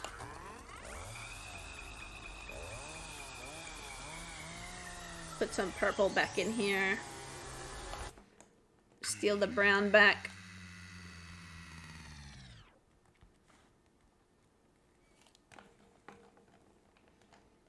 You know what I mean? And then what we could do here again is we can then put some black back into these lashes.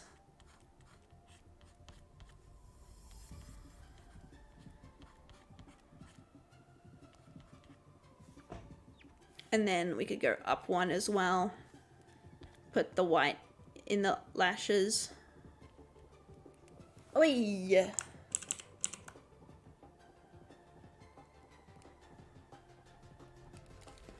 There we go. Filter, blur.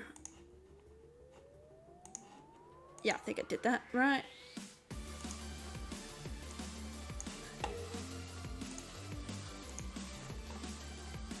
And then once we've done that, we can then erase just the edges. That way it blends better.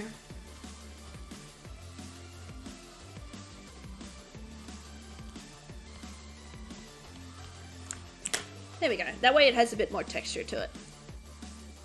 Bring it down a bit. There we go.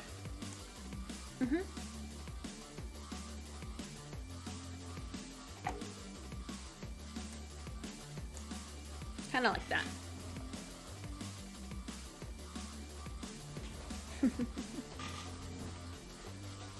What else? What else? What else?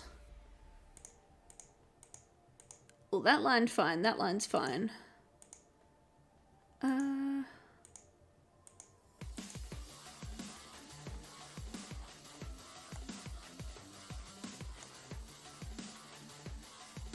Oh, there's gonna be a lot that we're gonna have to fix. Like here, we gotta fix it. Oh shit! Wrong. Wrong. Here, we gotta make this brighter so it matches a little bit more. You know.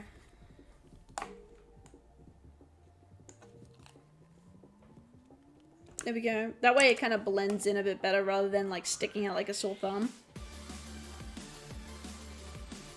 Because otherwise it's going to be really obvious, like here at this nose, for example, it's going to be really, really obvious that these aren't the same lines when I want them to be looking, at least given the illusion that it is.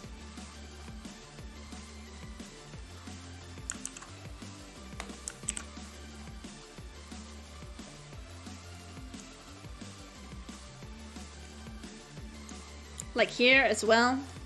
See the lines are going over the feathers. So we just do this to blend it out. It won't be perfect, but we're down to the pixels. No one's gonna notice.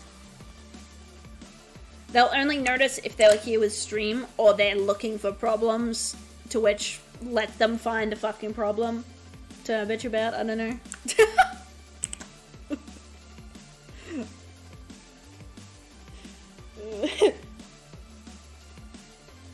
There we go. I'm getting in bed. Ooh! It's bedtime almost. Don't worry, I'm almost done with shading just the character.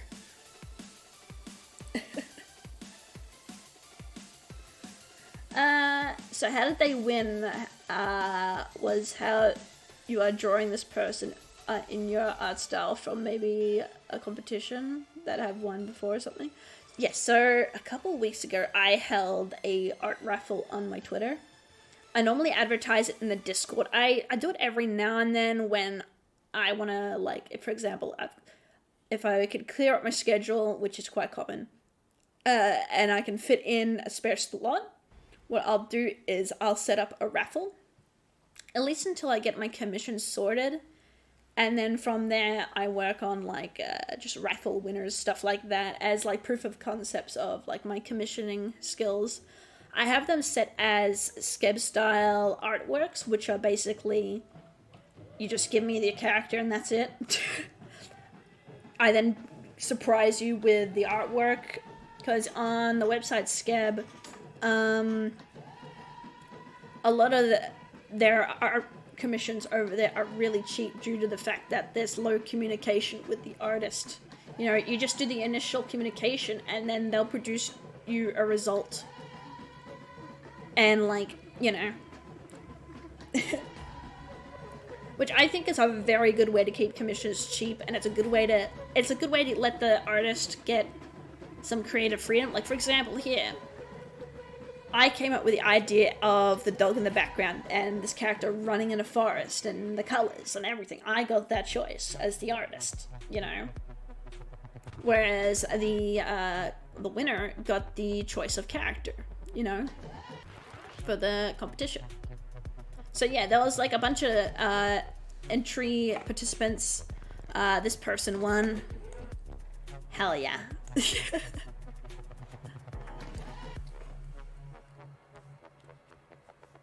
Am I on the right layer?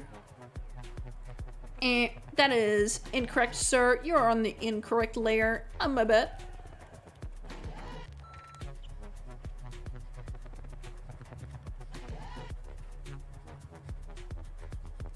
Just gonna bring this back a bit.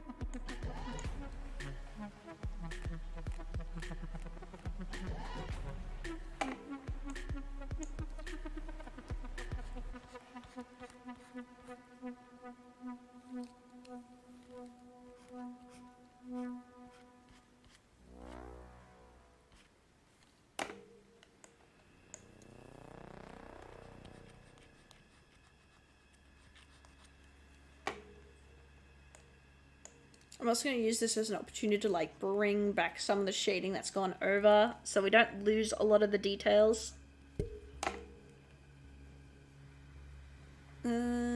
Which it seems like this has done actually a really okay job. Let me just do this so I can get some of the highlights in certain areas. Like here, for example. And here, here. Here.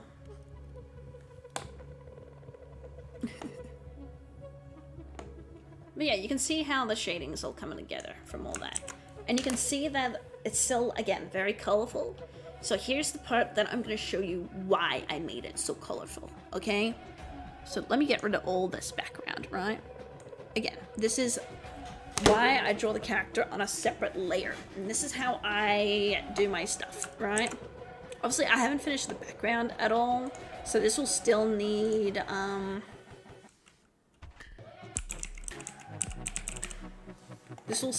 like, obviously, like, revisions, touch-up, edits, and I'll still need to do the background, so this will have to be made into a third stream, which will be, like, next week, next Wednesday, right? But I'll show you why I made those colors so bright, right? And the reason being is because, and let me just do this, there we go, so now we got the character, right? So now we got the character, like so. Can we layer it like this? Okay, so it all disappears. Good, good, good. Kind of like that. Oh my god, where did the fox go? Where did the fox go? But here, what we're gonna do is I'm gonna copy and paste this, do that. So we've got a hidden layer, that's the copy. And what I'm going to do here is going to edit, tonal correction, brightness and contrast. Oh, I did that wrong. What the fuck is going on here? Tonal correction. Oh, fuck. Saturation. There you go. So you can see we kind of got the values now. This is kind of like the grays and the stuff. So here, you can kind of see like it's going gray, and then of course if we wanted to really brighten it up, that's what it would look like, all fruity and nice and colorful, like so. There you go. See, when you brighten up too much, you lose like a lot of the details, like the hair highlights, stuff like that. It looks all burnt and crispy around the edges. Put it halfway, it looks really, it's still kind of burnt actually. There we go. So you can see how colorful it is there. And just a reminder, this is what the actual one is. So it's not as colorful as what it can be. I could make it like this easily. So it's actually right here. We've kind of toned it down a bit. But what we're going to do is we're going to bring it right down. Yeah, and you can see like with some of the shading, for us, right? For us, see how this part is actually lighter. Right here, I'll show you. See how this part is lighter, right? But when it's a shading, it's darker. Welcome to color theory.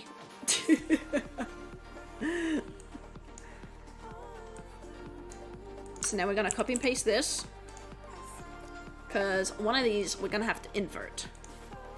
Now that's gonna sound really fucking wacky, Cam. Why are you inverting this? Ah! You know, like. So now what we're gonna do is gonna overlay. So now this is gonna look really weird. It's graying out certain areas. It's making the colors all fucky. Like, look at this. What the fuck is this, Cam? Cam, you're scaring me, Cam. Well, this is the highlights, or at least the start of the highlights. So let's get rid of everything that's going to be shaded. So I've got this side here.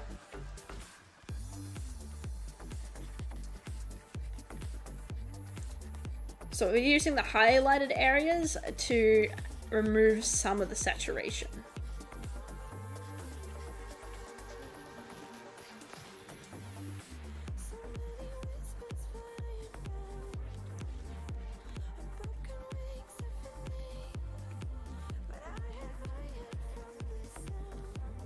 There we go. So this is gonna what it's gonna look like with it removed, right? So again, that there is our original. That's our original, and this is with it added. So it's added more color, right? As this is adding the highlights. We're gonna add 50, so now it's down. So that's the difference. That's the original. That's the difference. So it's just added more color into it. Then we got this, right? We're gonna copy and paste it again, because we don't want to lose the original. And we're gonna go overlay. So this brings it all dark and nice. It brings the line art down and makes it really look crispy and dark. So we're gonna do this. And we're just gonna bring some of these colors back.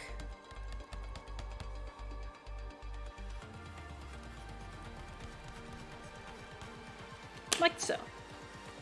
So you can kind of see what I'm doing with the colors. So this is the original. This is the edit. So you can see why I kind of render the character through and then kind of do like a, I guess you can word it kind of like photoshopping, putting like a filter over the top, but I manually do my filters. Like I customize like where certain stuff is gonna go per se. So now let's get this here. I'm gonna do this, hide the original. So this is now showing. So this is the original current edit. Now we're gonna go in here. We're gonna go transform tonal color hue. And now we want it to get as yellow as possible, like that. That's actually pretty good. There we go. Holy shit, it's Pikachu! I'm just kidding. So there you go, there's the yellow, there's what we got so far. So this is what we're gonna do. Because remember what I said? We're gonna use the purples and pinks as shading, and the what is highlights? The oh wait, shit, I'm spraying it on. Oh shit.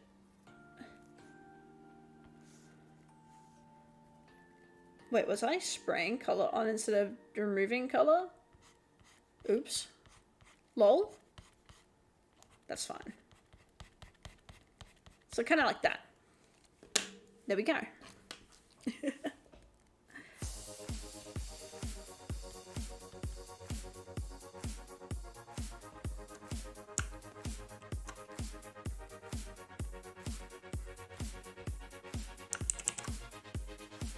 Have I really been like spraying color on instead of removing color? Oh, let me find out.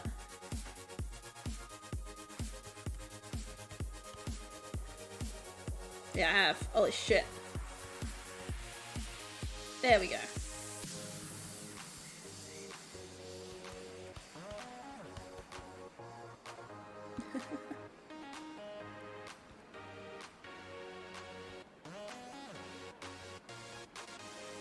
There we go.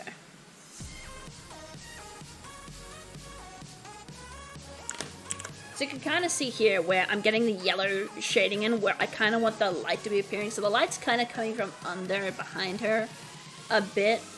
And then we can go in with like the yellows we've got here and be like, oh, there's some shading missing from her ass. You know, let's get that light back there. Boom! You know? Like, boom! There we go. Some missing here. Here. You know, we're basically now just adding shading where I think the light would be. But we're being very careful not to overdo it, per se. So you're going to be streaming for a couple more hours on this art stream on your channel, Cami, because the time for me is midnight. No, I'll be ending it shortly.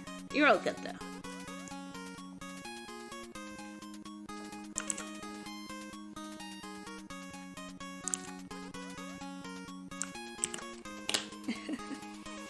There we go. So you can see like how the colors are pulling together. Like you can still see the original color. Like you still know this fox is orange with like brownish hair, you know, and brown eyes. But with all the colors we're adding, it adds so much vibrant colors to her that she'll look like really nice in the scene. So now let's put this color on top. Now let's bring it down. So, what we're gonna do,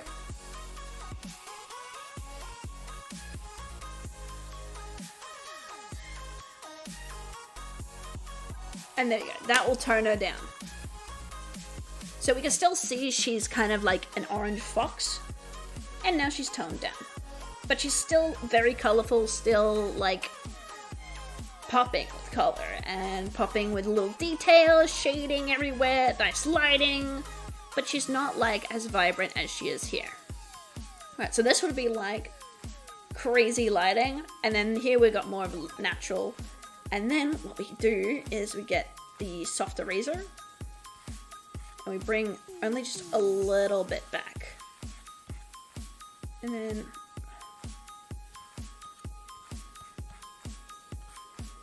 there we go. And now, because we used the gray on top as shading, you got this purple in between, where the gray is the shading, the yellow is the highlight, and then this nice purple in between you can see here, where it like looks really nice and comes together. Like you can see it better up here. Actually, where is it better? Like here with the legs. Like there's still lighting everywhere, but it's becoming really nice. So there's the original that we did by hand manually, and there's our current edit. So you can see like we've added some highlights in and everything. And there's the original, all pinky purple. And there we've kind of toned it down.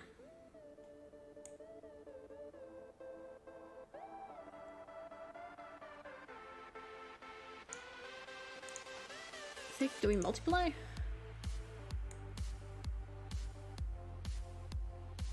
Oh, I think we do actually. Let me click normal. Which, that's gonna double the effect, but that's fine.